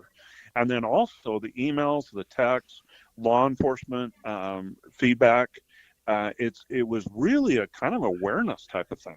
It's like, hey guys, you've got to stop. When those lights come on, it doesn't matter if you have a stop sign coming out, you have got to stop. Birch says he's received feedback from other drivers who say they've seen a similar positive change since January, as well as community members who are grateful for the work that he's doing to better protect the kids at his stop. He also says the change is a meaningful one for him. He says he loves his kids and knows that they're that much safer, and he says that means the world to him. For the drivers that have stopped and are doing the right thing, and the new drivers are learning the right way, thank you. Birch says he's proud of the message he shared and proud of the community that listened. New coins coming out this year in honor of the country's special birthday. Details are next, but first it's traffic on KSL News Radio. It's brought to you by UCCU. Build smart, save big with construction loans at UCCU. Ricky? We have a lot of emergency crews on the scene of this rollover crash. Injuries have been reported. This is the on-ramp to northbound I-215's westbound at 3500 South in West Valley. As a result, they have blocked off traffic on that ramp. You will need to find another way to get to the West Belt. Ricky Meese in the KSL Traffic Center. It was opening night at Hale Center Theater for The Hunchback of Notre Dame, Victor Hugo's classic tale. I was with my son, Ian, and it was nothing short of spectacular. The staging, the costuming, the music, it's simply breathtaking. And, of course, the actors and the voices. You have to see The Hunchback of Notre Dame. It's on the main stage right now at Hale Center Theater. So many of the scenes are never to be forgotten. For example, when Frollo is just struggling with his passion for Esmeralda and his soul, the flames and the tension on the stage is unbelievable. And to see the Hunchback up in the tower with the bells, don't miss Hunchback of Notre Dame. It's underway right now at Hale Center Theater. And continuing, Peter Pan Goes Wrong, that's on the Jewel Box stage, and Hallmarked on the Beehive stage. Get your tickets now, hct.org. Don't miss the Hunchback of Notre Dame. My friend Joey means well. Always remember that the early bird gathers no moss. But he gets a little confused. You know, you can't make a silk purse out of a wooden nickel. Like Joey, many of us can be confused when it comes time to plan for retirement. When to take Social Security, how to use that 401k, what about the stock market, taxes, and Medicare? Todd Kim at Galileo Wealth Management can help to simplify retirement planning. His goal is to have you walk into retirement with confidence, not worry, and to address the number one concern among retirees today, the fear of running out of money. Call Galileo Wealth today for a no-cost, no-obligation meeting to talk about the details of your retirement. 385-247-7000. It's 385-247-7000 or online, GalileoWealth.com. And remember, One man's trash is thicker than water. Of course, water's not thick at all. It's watery. Looking for something fun to do in Utah? Head to ksl.com/win and enter our weekly contest for your chance to score some amazing prizes. This week, you could win tickets to see Jenny Oaks Baker live or experience Ballet West's The Legend of Sleepy Hollow. Plus, enter to win KSL Sports Bracket Mayhem. Submit your picks now, and the best local bracket will win $1,000. It's quick, it's free, and you could be our next big winner. Don't miss out. Enter now at ksl.com/win. At Trio South Ogden, the best years aren't behind you. They're right here. Discover independent living services that embrace aging as an opportunity to lean in, not step back, to pursue passions, not retire from purpose. Here, life is bright, colorful, and unapologetically fun. Because aging doesn't mean changing who you are. It means having more time to be exactly who you are. Schedule your tour today at trioSouthOgden.com. Greater Zion, no greater feeling. At Southern Utah's Copper Rock Golf Course, we embrace that feeling. Here, every swing is surrounded by breathtaking landscapes and world-class amenities, providing that perfect pairing of golf and unforgettable outdoor experiences. Come for the golf. Stay for the adventure. Copper Rock, born to be played.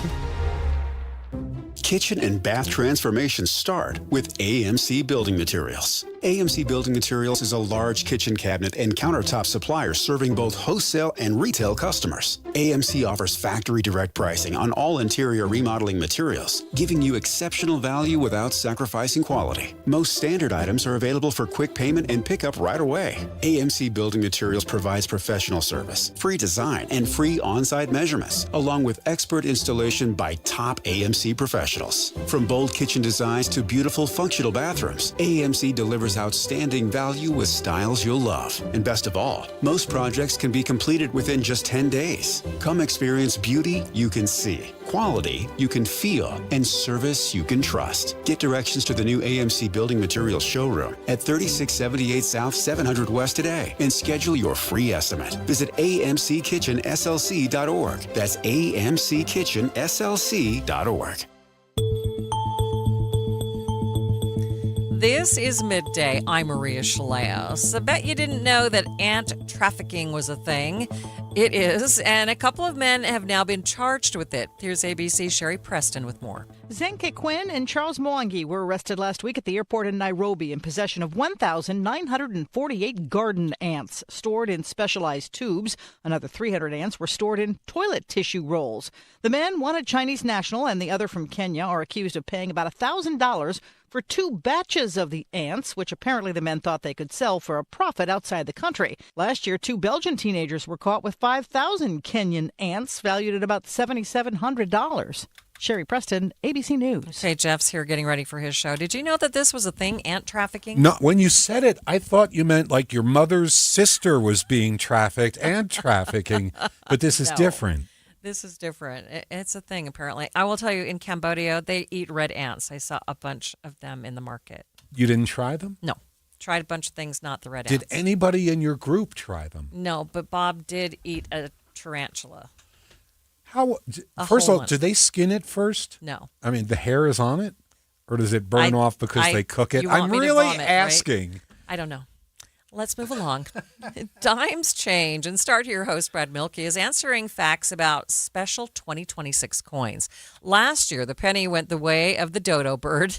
In November, the mint stopped producing them, but the mint is still moving ahead with other coins, special editions for the 250th anniversary of the founding of this country. Start Here host Brad Milkey has some answers about these special coins coming out this year. There are lots of exciting things happening for America's 250th birthday this summer. Lots of change. Perhaps the most noticeable change is literally the coins in our pockets. For 1 year only, the U.S. Mint is circulating special editions of half dollars, quarters, dimes, and nickels. They did this for the bicentennial, too. I remember as a kid coming across the occasional 1976 quarter. It was super exciting. The nickels this year actually look pretty similar to what you're used to, with Thomas Jefferson's portrait. There will be several versions of the quarter featuring the Liberty Bell, Independence Hall, Revolutionary War Minutemen. One of them actually doesn't have George Washington on the front. It's got a pair of Mayflower settlers. But perhaps the most noticeable difference comes in the smallest package, the dime. More and more Americans are starting to encounter this new 10-cent piece in real life, which does not feature Franklin Delano Roosevelt at all. He's replaced on the front by Lady Liberty. She's facing right, not left. The mint says she's facing the tyranny of the British monarchy. On the reverse, there's this fierce-looking eagle above the phrase, liberty over tyranny. And if you look carefully, that eagle is clutching arrows in one of its talons. And on its face, this is imagery we're used to. The presidential seal has an eagle, so does the dollar bill. But in each of those examples, that eagle is holding arrows with one foot and an olive branch in the other. War and peace, with emphasis on peace. Since 1960, that eagle has actually faced the olive branch. Think about the timing here. This dime went into circulation right as the U.S. struck Venezuela. We're currently in the middle of another foreign war. A debate has emerged. Is this all a message from a more hawkish White House? The answer is not necessarily. This design was chosen by an independent committee. It was voted on back in 2024, before President Trump was elected. The artist has said that he was trying to harness the boldness of the moment of the revolution, when colonies were taking the fight to the British. If you look really closely, you'll notice that eagle's other talon is empty. We had to earn our right to peace. But the Trump administration has also not been absent from this process. Treasury Secretary Scott Bessent had to approve all of these. He actually vetoed some quarter designs that would have commemorated abolition and suffrage. This year's dollar coin was designed to include President Trump's own face on it. That has faced stiff pushback from Democrats. The U.S. Mint website still calls that design a proposal. The whole debate is enough to remind you, though, no matter what country or era you're in, our currency says something about us. Money talks. And that's Brad Milkey on the Start Here podcast. Do you collect coins, Jeff? No.